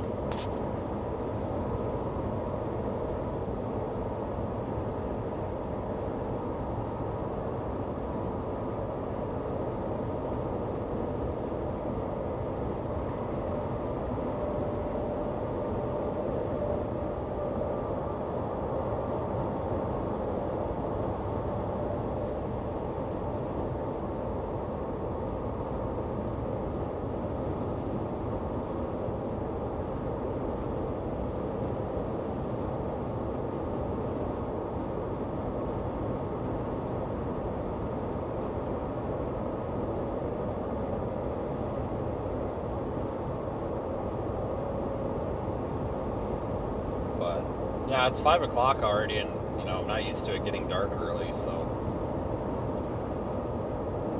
we're gonna end up sun going down before you know it.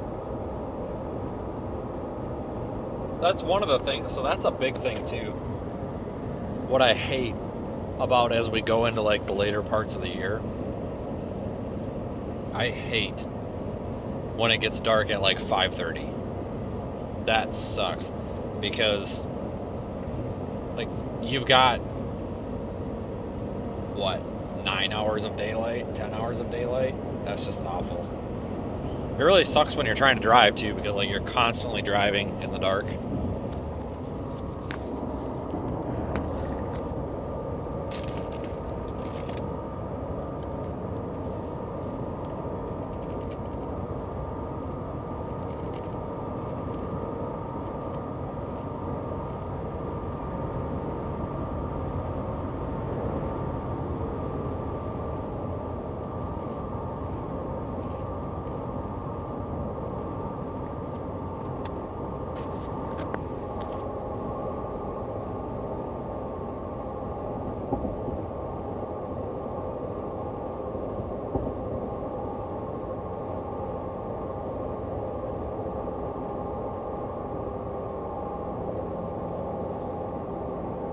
Alright, we'll keep the stream going until we get to like Florida.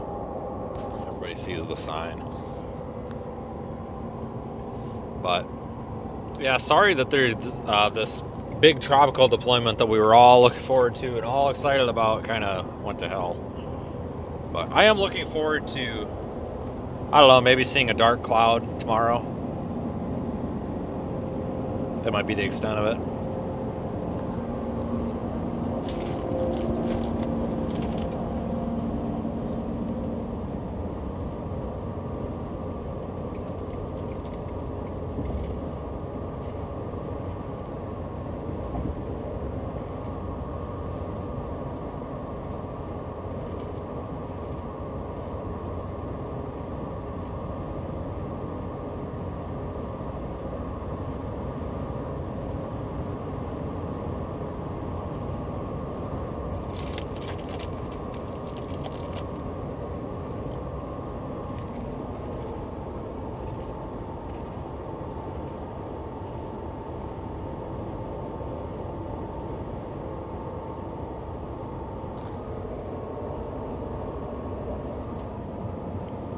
Yeah, if you guys look at satellite, this storm doesn't even look that impressive, but it does look better than it did.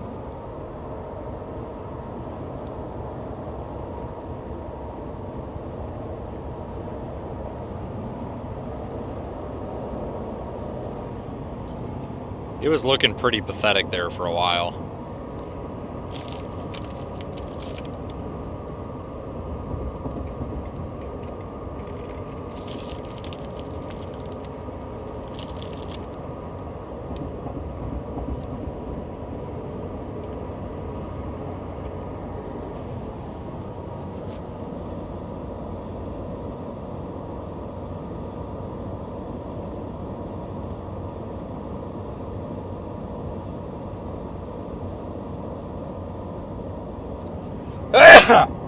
God dang. I'm alright. Barely.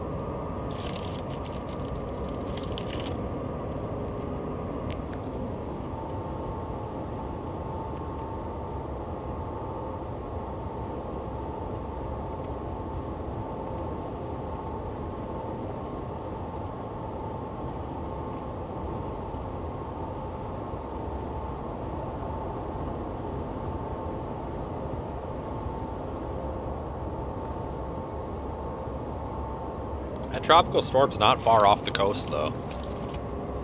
It's still cutting it pretty close.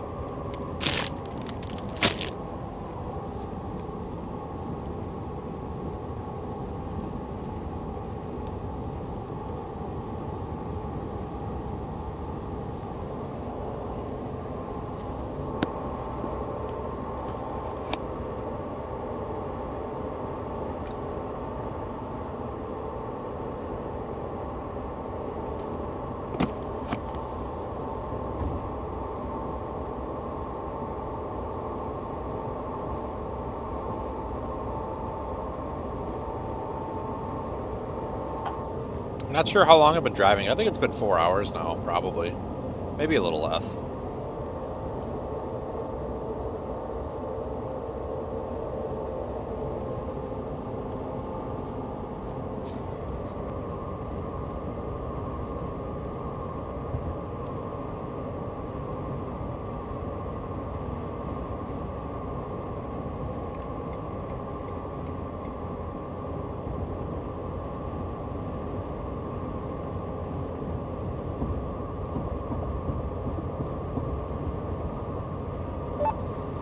They just canceled the tropical storm watch for Florida.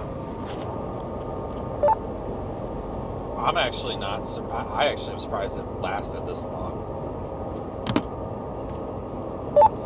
Yeah, me too. But, yep, I guess we all saw that one coming. I'm actually a little surprised because some of the models were showing, you know, a little bit. HRRR didn't. There was one other one, but I know HRRR was showing like 40 to 45 mile per hour gusts. I know that's cutting it close, but I figured if anything they would leave maybe the like Daytona Beach half of it. But I'm also not surprised, I guess. I'm looking at HRRR right now, 18Z, and I think on the coast you could get up to like high 30 mile per hour, maybe a 40 mile per hour gust somewhere along the coast. If you're going off of, 18Z HRRR. Maybe if you went out to like Cape Canaveral, that kind of area, wherever you can. So I know there's a NASA base there, but you can maybe get some higher gusts along the coast like later on Monday, but it's nothing crazy, I don't think. Now, I haven't really looked much, but looking at the cone, I'm starting to think that there's not even going to be anything in like Georgia or South Carolina. I mean, I don't even think there's going to be like anything. Is that kind of what you're thinking too? Yeah, I tend to believe it. I don't think it's going to get as far north as the HRRR thinks. Maybe even a little further west, or east, I mean. So, yeah, I don't think they're going to get much. They just pulled the slight risk for flash flooding up in the Carolinas. It's just a marginal now. So I think, if anything, I think Florida is probably the better place to be at this point. Yeah, I do too. I think like Daytona Beach and south. I mean, it almost looks like maybe the circulation is just a smidge. I don't know, maybe it is right on the center track. I don't know. But yeah, I mean, it looks like tomorrow afternoon and evening is probably the height of this. And yeah, I was basically willing to go anywhere between like Daytona and Port St. Lucie, but Palm Bay, Cape Canaveral, that area is fine. I'm likely not going to put any cameras out, but it's like whatever. At least we can say we were there. We see the wind, we see the rain, if there's even any rain, but maybe wave. I don't know. I guess we can log it as a tropical deployment then, sort of. Just go set foot on the beach. Yeah, I guess so. Maybe if you're really, really lucky, you'll see a water spout, but yeah, kind of like a half of a deployment, quarter of a deployment, I guess. I guess it counts.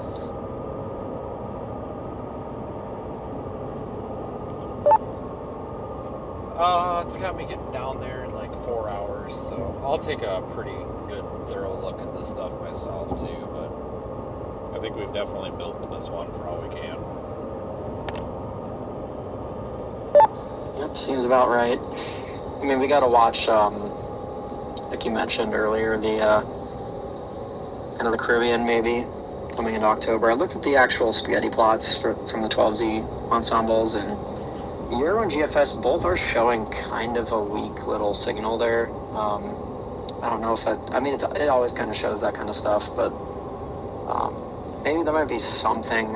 It's really weak though. Google models are just not even caring about it, so I want to see if we start seeing more signal there as like tomorrow and maybe like the next few days, because I don't know, maybe it would be something worth sticking around for and waiting a bit. I don't know, probably not, but you never know, I guess.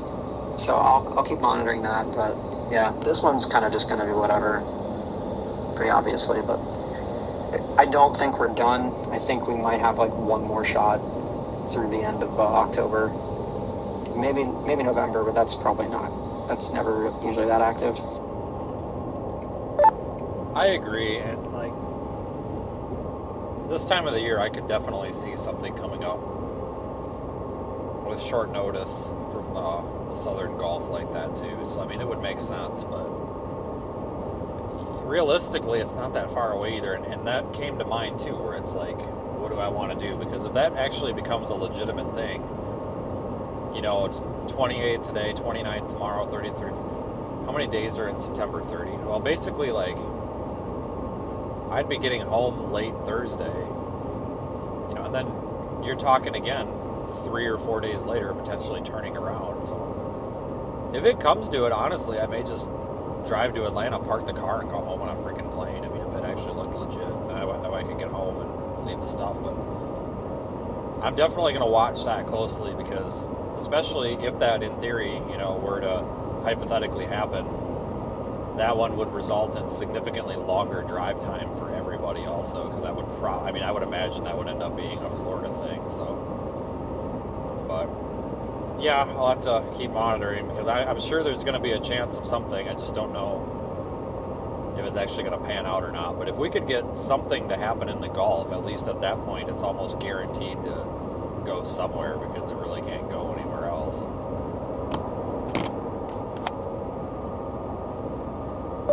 Right, yeah. I think you're right, and I guess if you're stuck down there and you're waiting for the next one, there'll probably be something to do. I mean, I wouldn't imagine, like, maybe you might get a thunderstorm risk or something. I don't know. Not anything crazy, obviously, but if Florida has the moisture, you might get some storms too. But, that's garden variety thunderstorms. Look not too interesting. You never know. But yeah, I'll keep watching that. It just depends if the CAG can get going early. I think that's really going to be our big ticket for a October hurricane, kind of like last year. But I don't know. This year kind of just feels like the off-brand version of last year. Just everything is kind of doing the same thing, but a lot worse. That's what it feels like. Speaking of garden variety thunderstorms, it's like I told Aiden, the 2 severe weather chase days that I rushed through to get out here for this were also trash. So honestly, like, just a regular thunderstorm might actually be the most action we've seen in 2 weeks. Yeah, I believe it, honestly. If we can get the PWatt values around 2, this might be a challenge, because I know that Imelda is bringing in some dry air, but if we can get some higher PWAT values, it might actually be a decent chase out in Florida somewhere. It's highly dependent on the moisture content of the air. If you get dry air, it just kind of tends to just kill off everything. But, if we get that easterly flow setting up or northerly flow with some higher PWAT values, you could have some pretty robust storms going up, somewhere in the peninsula. And those are sometimes really pretty, especially around sunset. So I don't know if that would be something you're willing to do. That would probably come with a chance for water spouts too, but that's super uncertain. I'd have to really get looking at that. But I've done that a few times in Tampa area, and it's always pretty nice. You see some cool, shelf clouds occasionally, but it's like we're getting pretty late in the season for that right now. Usually our thunderstorm season lasts till like early October, so we're right in the end of the season. So it's kind of iffy if that would even happen at this point with what I mentioned earlier. Well, the bar is set unbelievably low, so I'll keep an eye on it. Sounds good. Yeah, if I see anything that looks good, the HRRR or something, or higher moisture, I'll let you know. That might be something worth looking into, but yeah, I'll give it a look. Thanks.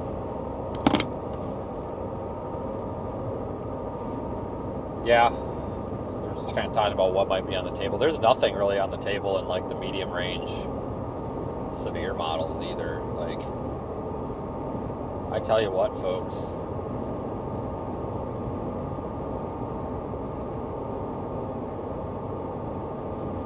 I did mention the other day, I thought, God, it might be about dead as a post through the end of the month, and that's about what it is, about dead as a post.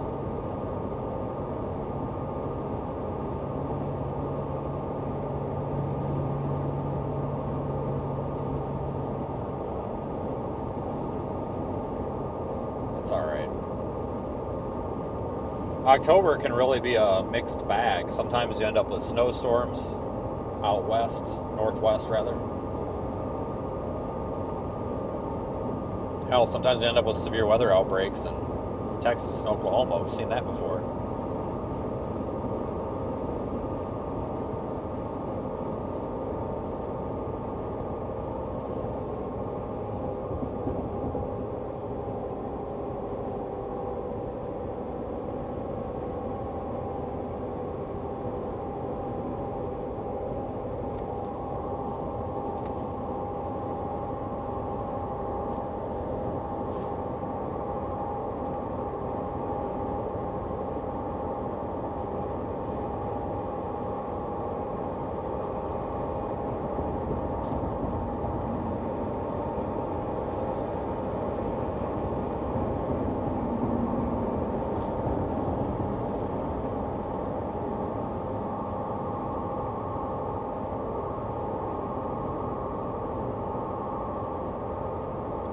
I think it was 2 months ago that, wasn't it July 28th, when we had that tornado in South Dakota, that pretty one? I don't know if anybody remembers that.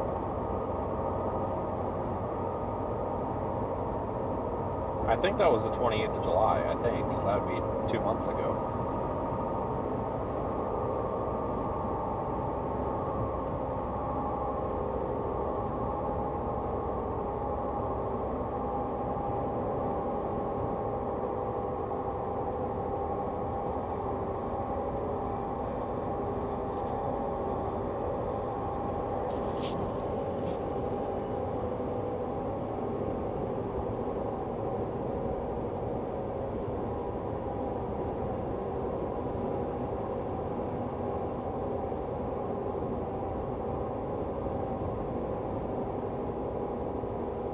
No, not the Gary, South Dakota one. That was earlier, like maybe 2 weeks before that, 2 or 3 weeks. Maybe it was more, I don't know. I don't know why that guy's honking at me. It was not a friendly honk. That guy was definitely pissed. I don't know what I did. I'm just driving down the road. But I must have done something. I don't know what his problem is.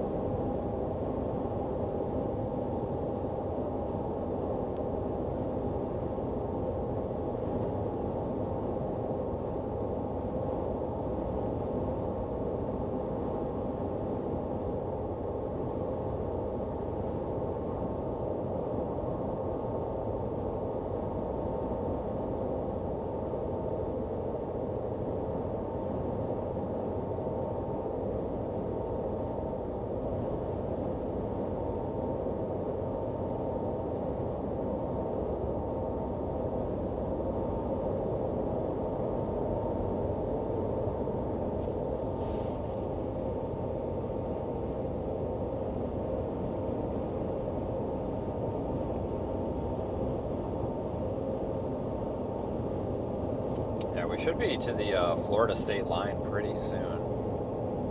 So Valdosta is the next one we're gonna go through. It's been a long time since I've been down here. You know what? I take that partially back. I don't think I've been to Florida since that hurricane last year, October or whatever. But I was in South Georgia because I remember being in Valdosta. Because Valdosta had like a flash flood emergency or something. I think that was in like October or November or maybe even December of last year. I don't know. At some point, I just remember like the whole town was flooding. Like every road was underwater, it seemed like.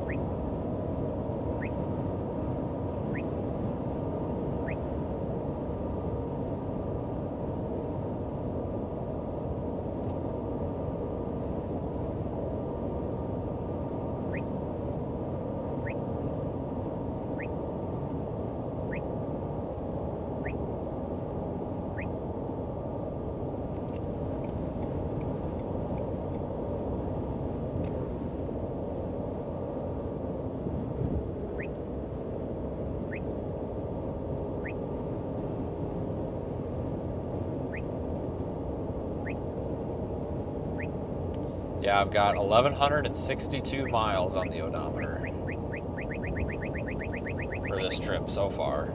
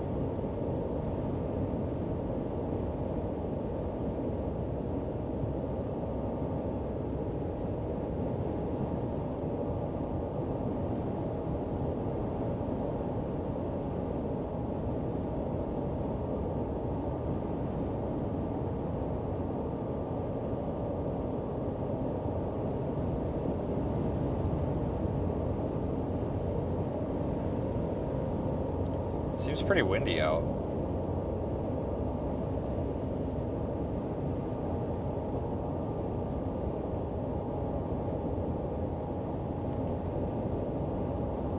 Oh yeah, there's some flags over there on the right. Yeah, they're blowing pretty good.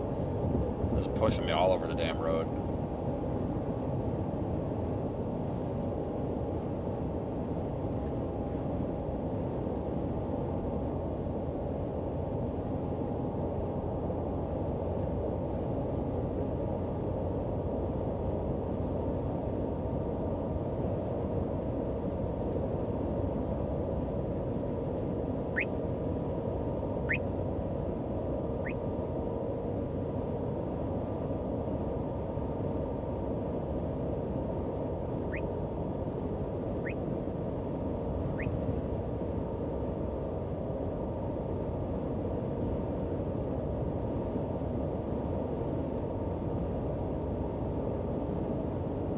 Oh, I just saw this. There's a high surf advisory from Daytona Beach all the way to West Palm Beach for the next 82 hours, which is like 3 days.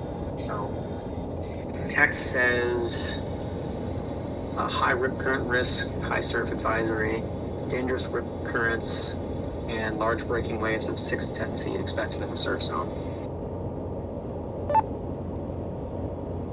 You know it's really, really bad, and something went wrong somewhere when we drop everything and start forecasting a high surf advisory when we set out to chase a hurricane.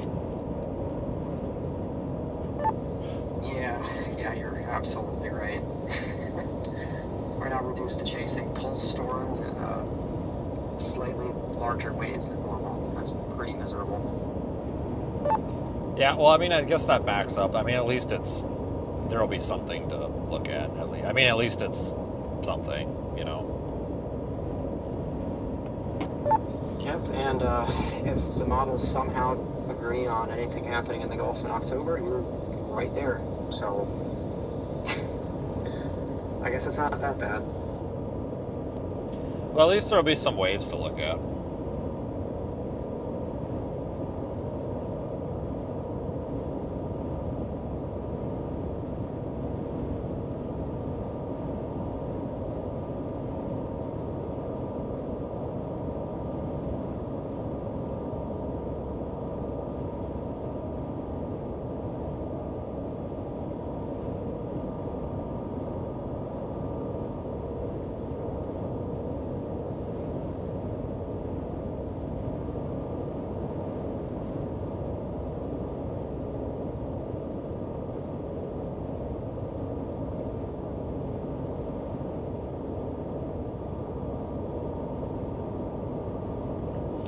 Yeah, I actually wish I was on those storms in New Mexico.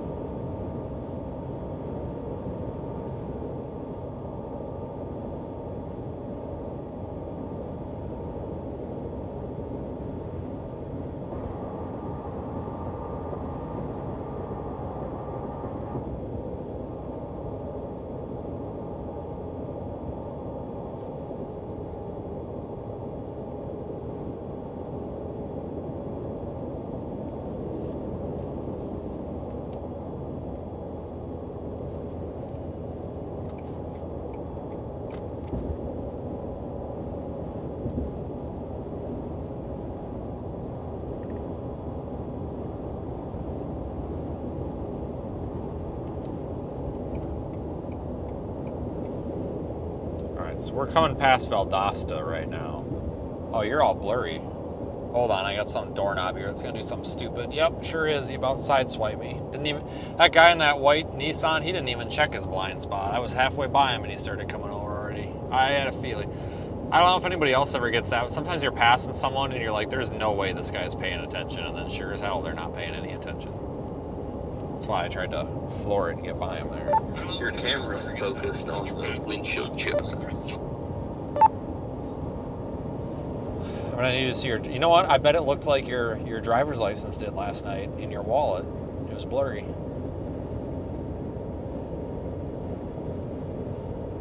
It was.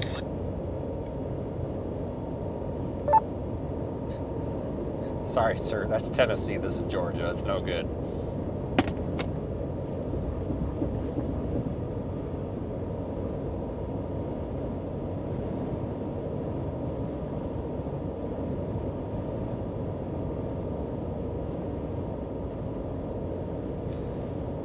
So that Hampton Inn over there on the left, that's actually a really good one.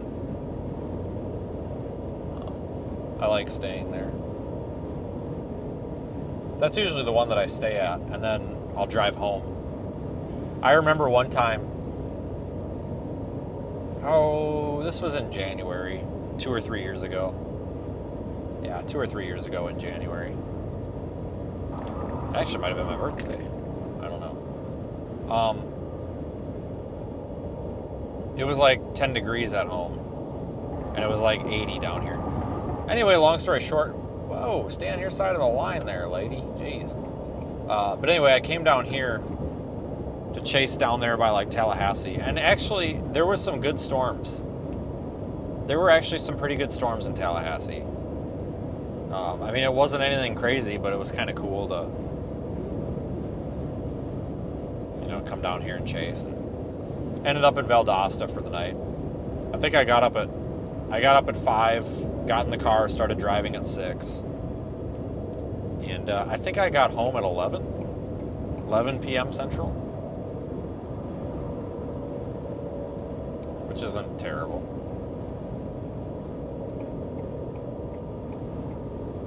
But when I left here, even at 6 o'clock in the morning, it was like 73 degrees.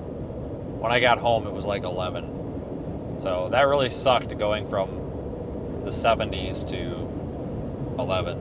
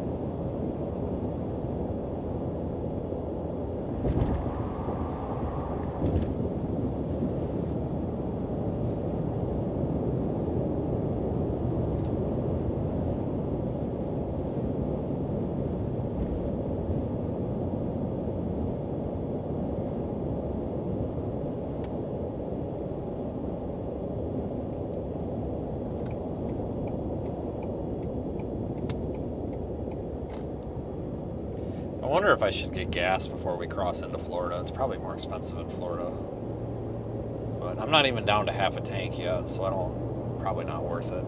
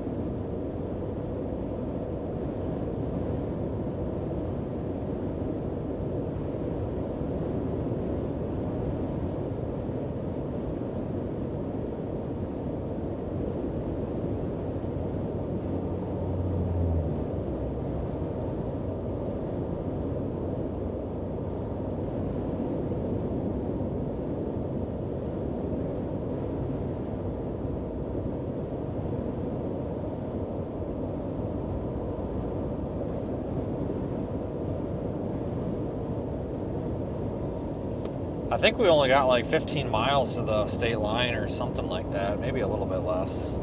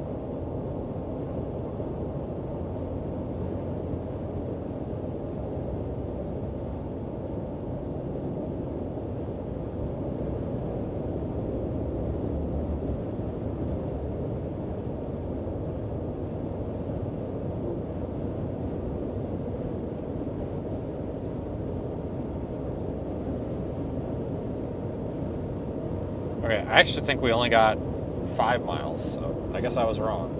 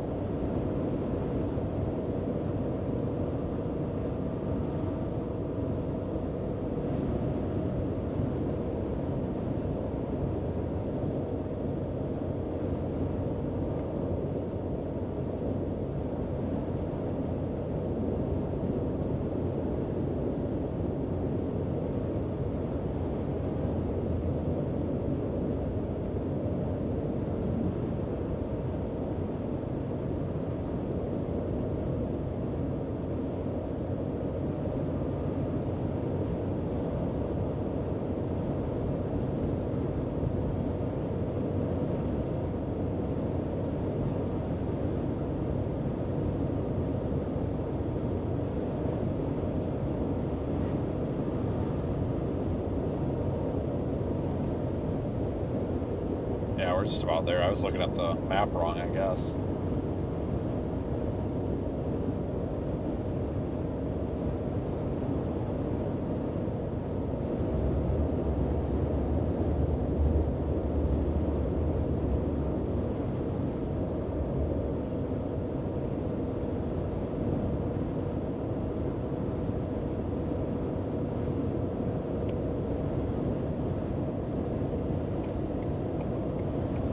I need to get to a car wash before we do too much because this truck is horrible. It still has the mud on it from, remember when we were in Oklahoma? Well, it was Northwest Arkansas, and then we went to Tulsa, and I drove down that muddy road. Like, some of the windows still have, like, clumps of mud on them. Like, I've got to get to a car wash because I hate when it's all muddy and dirty because you brush up against it and then you just get dirt all over you. So, I think tonight I'm gonna run into the damn car wash, hose it off. Since we don't have a hurricane to do that for us.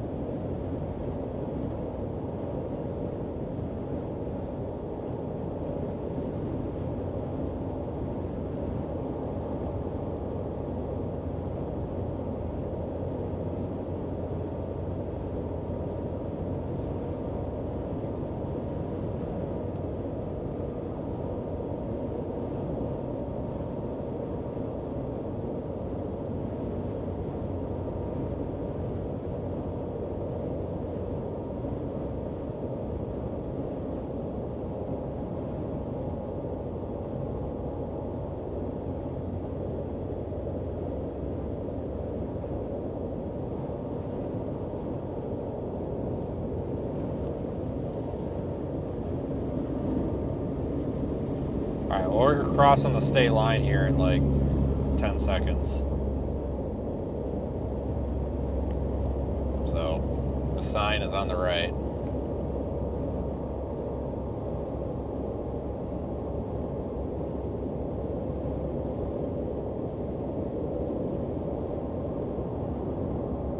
There it is.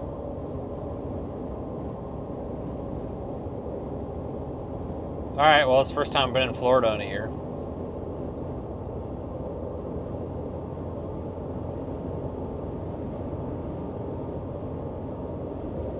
Christ, wind's blowing me all over the goddamn place out here.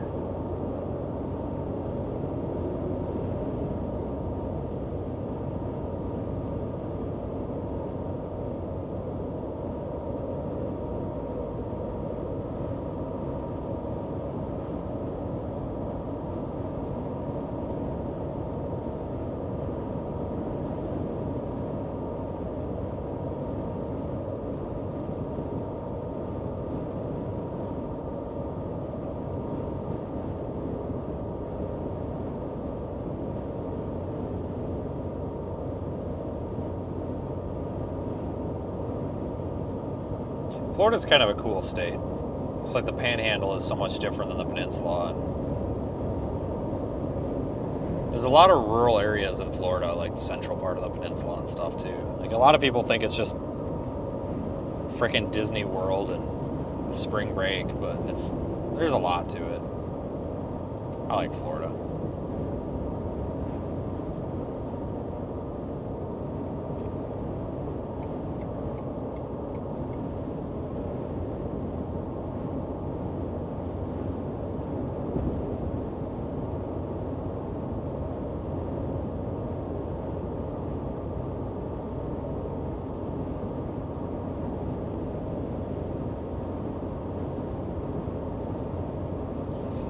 Yeah, so I'm going to get on I-10 and go, well, maybe not. Shoot. I guess I need to actually, hold on, I need to look at radar and see if there's anything associated with this, like any, like kind of outlier banding that's coming through or anything, and hopefully the internet is slower than slow, so hopefully today it loads. Maybe if we're lucky. Yeah, so there actually are some storms over there by the coast. Maybe we should take 95 then.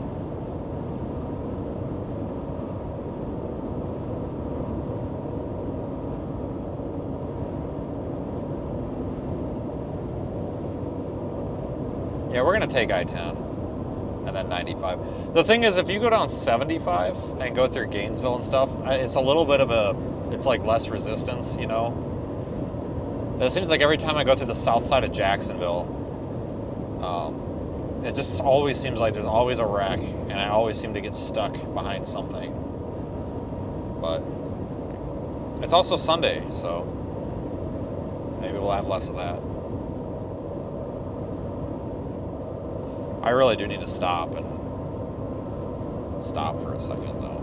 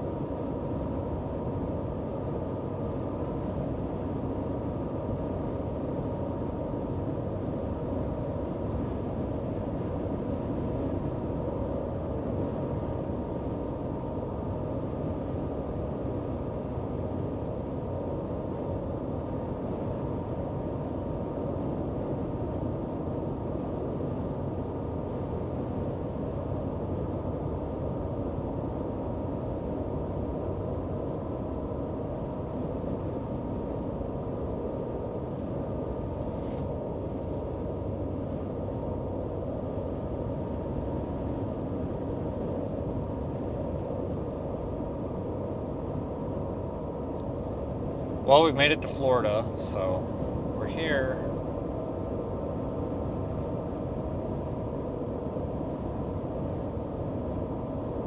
I have a feeling it's really hot out. I see the METARs show it's about between 86 and 90 degrees. So I have... What the frick? Oh. I didn't know what the heck she was doing. There was like something on the ground. It was a tire. It's like, what the hell is that? But I have a feeling when I open the door to get out, it's going to be hot. I think it was in the low 80s when we left Atlanta. I mean, it was pretty nice out.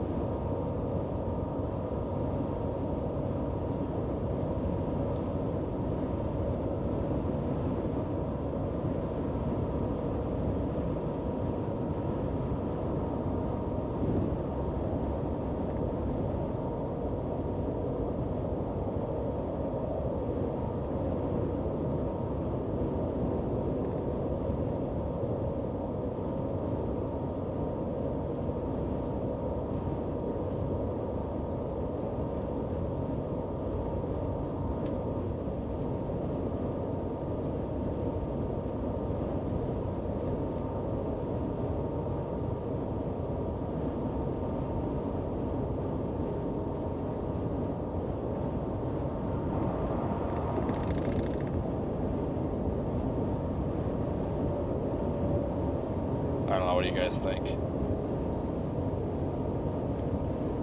Hell, I'm looking at radar. I mean, they're just like cruddy little thunderstorm. I mean, there's nothing that's impressive looking, but I mean, it's thunderstorms. Here's the deal, folks. Like, we came down here for a hurricane, and we thought we were gonna get nothing. I'll take a thunderstorm over nothing.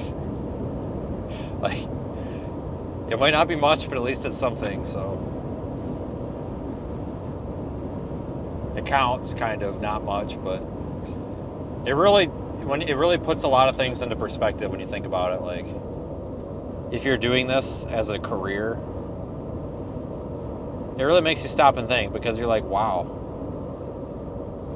I just drove all the way across the country to look at a cloud, and then you kind of sit there and wonder what the hell you're doing. Kind of at that stage right now. We thought there was going to be more than one cloud, though.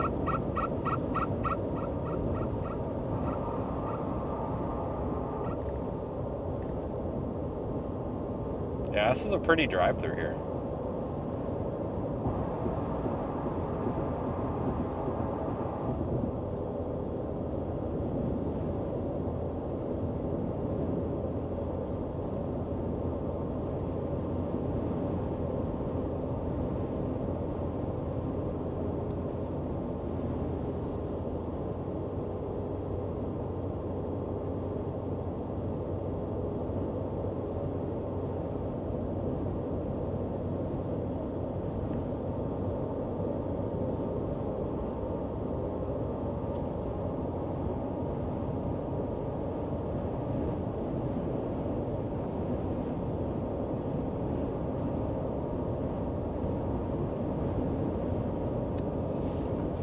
What's the next town? Is it Lake City? I think so. I think Lake City is that town that I almost ran out of. It is. Oh, maybe not. It was either Lake City or something close around there. I don't know if you guys remember, this was many years ago. But I was low on fuel, and I was driving all over town. Like, we came into town with almost no fuel during a storm chase. And I'm like, oh, no big deal. We're in town. We'll get fuel. And it was like 11 o'clock at night, maybe. And like all the gas stations were closed and all the pumps were off. And I had driven around going to like 4 or 5 gas stations. And I had probably went through like my last little bit of gas trying to do that. And it got so bad that Because like all the gas stations that were supposed to be open weren't open for some reason. Google Maps was wrong. That was the night I had to call the cops and ask them about where the hell a gas station was open, and she sent me to a Circle K on the other side of town, and we barely made it. But it's a good thing I called, because I was not gonna try that Circle K. It was like, yeah, you gotta go to the Circle K. And I'm like, okay. So yeah, that was, I don't know if that was Lake City. It was somewhere very close to Lake City. If it wasn't Lake City, it was somewhere, one of these ones very close to it.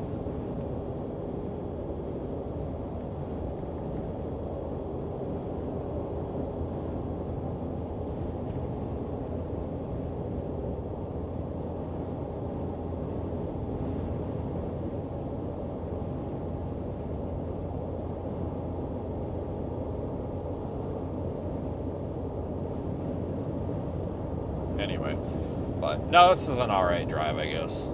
422 of you guys watching me drive down the road with nothing happening. That's pretty incredible. Coming up on a Loves at 451. I don't know if I want to stop. I should, but I don't know if I want to. I'd like to get on I-10. I think there's a Loves at Lake City. I might be wrong, but it's been a while. Like, I'm not super familiar with down here, but I've been down here enough that, like, I know kind of the general area. But I haven't been east of Tallahassee in some time. Yeah, I think I actually see the Loves sign now. I guess you're right, but yeah, it's been a strange year. Haven't really been in the normal places we would think we would, and we spent a lot of time in places where we didn't think we would.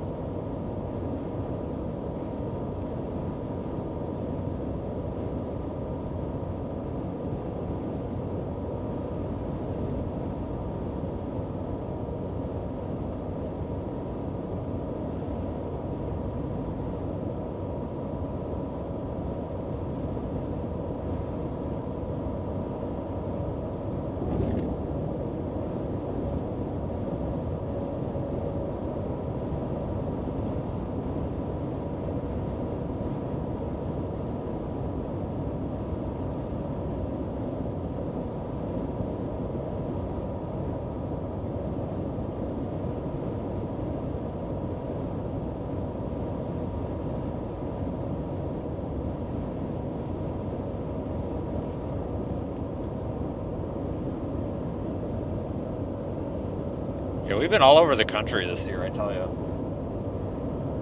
Not as much as some other years. I mean, there's been some years where we've been to eastern New York and as far west as California in the same year, so.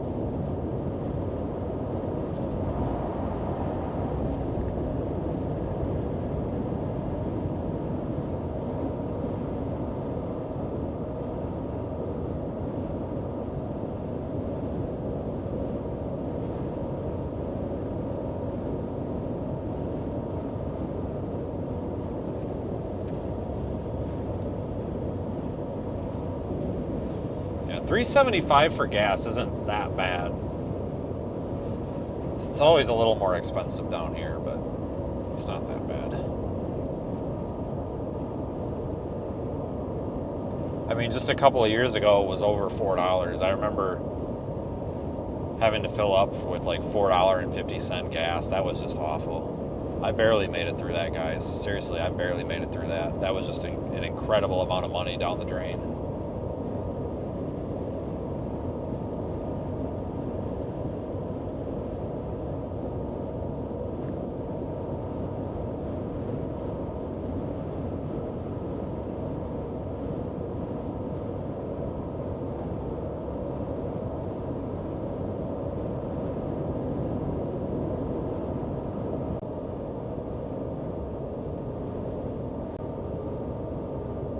Is the stream stuttering for you guys?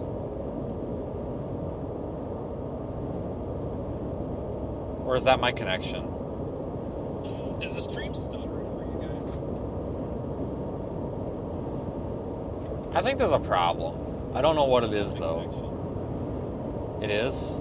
Is it doing it all the time, or is it just every now and then?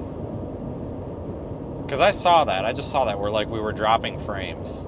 it was real choppy. Is it doing it a lot or just every now and then?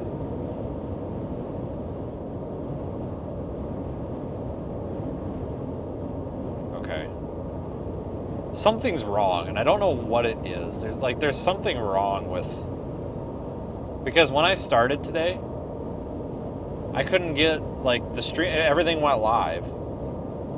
And then it crashed. That's why we had to restart. Something's wrong. I changed something, and something is wrong, but I don't know what it is. And I know it's not a huge deal, but I'm afraid that there might be another problem that we haven't discovered yet. So I need to check some things.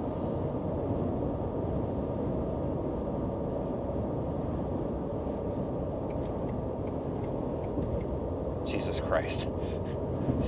Somebody made an account and somebody made a Billy Mays account.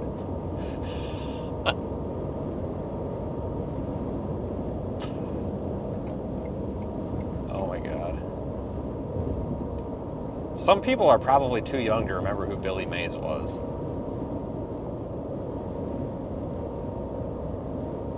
I think OxyClean's a scam. Isn't it just like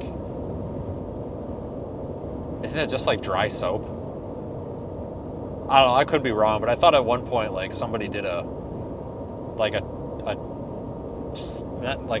don't know, some stupid like TV bit on the news or something, on like national news, on one of those like investigatory like journalism things. I thought like OxyClean was like basically a bunch of BS, but maybe I'm wrong.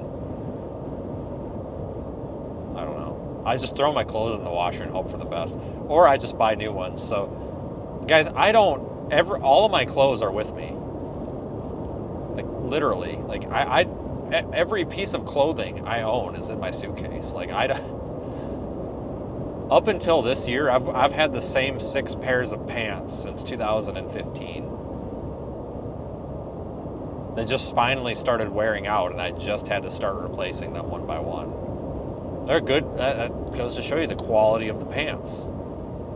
But like, that's why every now and then you'll see me wear a pair of jeans, or instead of black pants, they'll be tan. It's the first time I've ever had any other colored pants since I graduated high school. I'm not even joking. But, and the same with shirts. Like, guys, I don't buy like dress clothes and like nice clothes.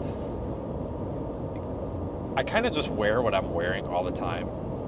So like plain t-shirts and like plain polo shirts. Like if I want to dress nice, then it's a plain polo shirt. If I don't care, then it's a plain t-shirt that I found at Walmart for $11. Like I don't do the whole like dressing nice. Like I get it. Like some people, especially you girls and women, like you guys get excited over clothes, and that's fine, but I don't. However, I will tell you that I replace my socks regularly, because my socks, the only socks that I like are the cheap ones at Walmart, but they wear out so fast. So like once a month, I just throw all my socks away and buy a new pack of socks. And then I just, sometimes I get so behind on laundry that I just throw all my dirty socks out and go buy a new pack of socks and call it good, instead of throwing them for the wash. Especially during peak storm season, like April and May. Like if I don't have time to wash clothes, I'll just start throwing my socks away and buying new socks. I mean, it's $9 for 6 pairs of socks. Just, it's good enough. That's a week's worth of socks. Or no, it's 12 pairs. It's $9.98 for 12 pairs of socks. That's a bargain. That's like 2 weeks worth of socks. That's plenty of socks. You know, socks can be disposable if they have to be. That's why I buy the cheap socks. But no, sometimes I get so behind on laundry that I have to go like, maybe I can get an extra day. It's like, okay, maybe I can get a second day out of my pants, but I need to go buy a shirt, because I won't have time to do laundry, so I'll have to go buy a shirt. So I have a bunch of shirts that just keep collecting in my suitcase, but I need to find a different solution for my luggage, because I'm seriously starting to kill my back with my suitcase. And it's my suitcase because every time I get it out of the truck, I have to like... Who don't know. What?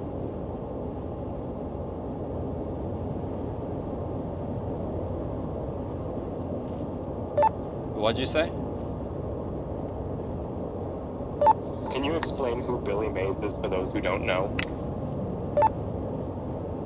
Sure.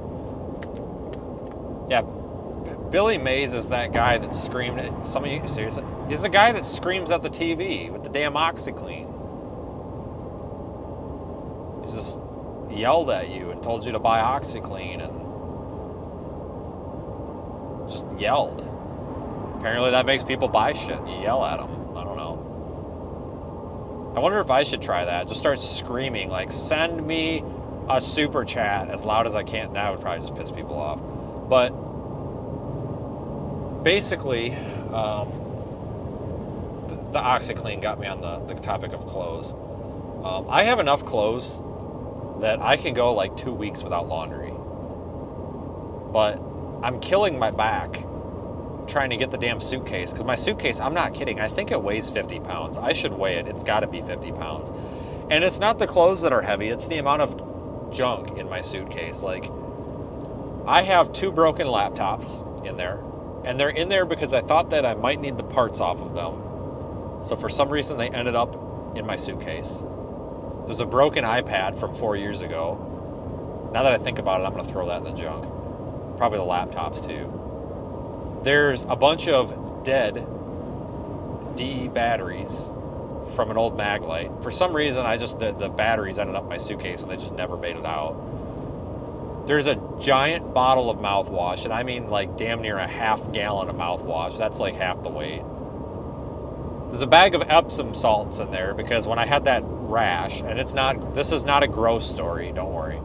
But when I had that bad rash a couple of months ago, the only thing that I could do was take the Epsom salt and a little bit of water and just like scrub myself with it. That was like the only way to not be in horrible pain. And I'll tell you the story about the rash. It's not gross. It's not shingles. It's not bedsheet herpes. It's none of that. Just hold on. But, so there's that. So, if I take all this junk out of there, it'd probably weigh a lot less. Maybe I'll do that tonight, but I need to get a smaller suitcase that's hard. I don't like these soft suitcases because they like lose their shape and they're a pain. Like, I need to get a smaller but like solid suitcase because like I live out of it. Like have you seen the prices of suitcases, people? Like, the junk suitcases are like $100 at Walmart. To buy a good suitcase, you have to spend like $300. I'm not joking. It's insane. But I honestly think I'm at the point where maybe I need to do that.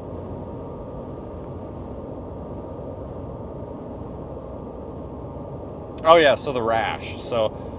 And I'm allergic to like a lot of stuff, so I thought it was this. And then someone was like, "It's probably bed bugs from the bed sheets." And I'm like, "No, it's not bed bugs from the bed sheets." And then everybody was like, "Oh, you need to go to the doctor." And it's like, oh my God, I'm not going to the doctor. With what health insurance? I never get sick. I never get broken. I've just never freaking had health insurance. And you know what? Someday that'll bite me in the ass, but right now I'm doing all right. But basically I woke up in the middle of May. I think it was May 16th.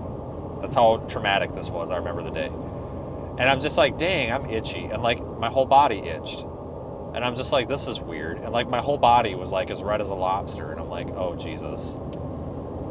And I was like, God dang it, am I allergic to whatever frickin' detergent I put in the laundry last night? And I thought maybe that was it. Like, I'll take a shower and it'll go away. Well, it didn't go away. It got worse. And then at the end of the day, I'm just like, well, this ain't good. So I took a picture of it. And it was like these like blotches all over. Like, I'm not joking, folks. My entire body, except for my face, neck, and like feet and hands and stuff, like my stomach, my back, my arms, my legs, like it was one giant rash. Like, it looked like the most sunburnt person ever, and it was horrible. So I took a picture and I used Grok to analyze what the hell was wrong with me, and it told me something about basically I was gonna die and I need to go see a doctor. Like, well, I threw that out the window. Like 3 or 4 days goes by and I'm just like, this is ridiculous. So I start Googling, and then Google has nothing. Well, then I found out there's this like pityrosauriasis something, whatever. And apparently that's what it was. It's like this like acute rash that people get, and it lasts for like 6 weeks, and there's like no reason for it. So I did one of those telehealth visits, which was a giant waste of $190. Spent $190 for a telehealth visit. And all she did was say, yep, that's Pitta, Rosa, whatever, Raya, something. I'm like, great, cool, what do I do? She's like, nothing. Awesome, glad I spent $200 on this. I totally could have told myself that. But the good thing was, so nothing would make it stop itching. Nothing.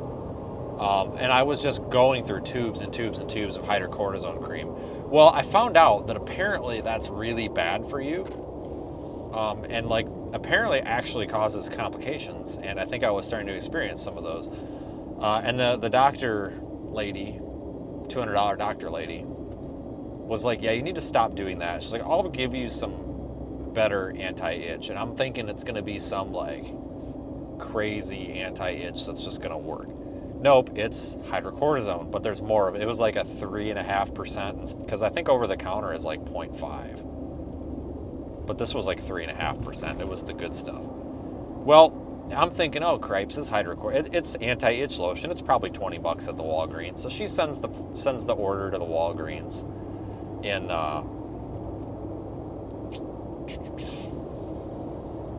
Abilene, Texas. And I go to pick it up. And the Walgreens dude was like, that'll be $130. And I'm just like, excuse me? He's like, yeah, it's $130. I'm like, it's anti-itch lotion. And he's like, yeah, that's why it's $130 and not like $500. He's like, have you seen the price of these prescription drugs these days? And I'm like, yeah, you got a point. So I bought it, a $130 like 4-ounce tube of anti-itch, and holy shit, that stuff worked. And I ran out of that in like 2 days. And I did not go back and buy it because I wasn't spending $130. So anyway, I toughed it out for the rest of it, and I toughed it out, and it was hard. It was the end of June when I finally got rid of that rash. And it was horrible because like, it was terrible. Like, I honestly just wanted to scrape my skin off. It was horrid. So that's my story about why the Epsom salt is in the bag. And I'm going to throw it away when I get to the hotel now.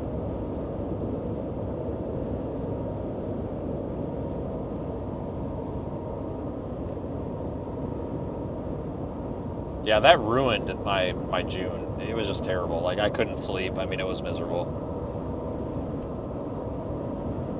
Like, it doesn't sound like it would be like that big of a deal, but it's a big deal. Holy crap.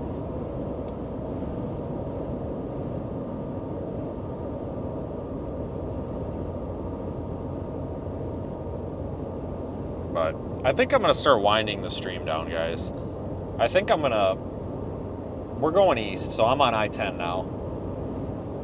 I'm going east, and I think I'm going to head... Well, I know I'm going to head south on 95, but there's some storms that are trying to creep into the area on 95 by, like, south of Jacksonville, north of Daytona. So I think if those are still there when I drive through, I'll fire the live stream back up. Otherwise, I'll have an update from the hotel, wherever that is. Well, actually, I think I might... Did I book one? I don't remember. I have to look. But this was... I mean, we've made the best of this trip so far. I mean, it was a wash, but it wasn't a total wash. And at least tomorrow we can go look at a wave, I guess. But I would probably imagine we'll be back with a live stream here. And I think that'll be... maybe about an hour and 10, 15 minutes or so we might be back, but thanks for watching, folks.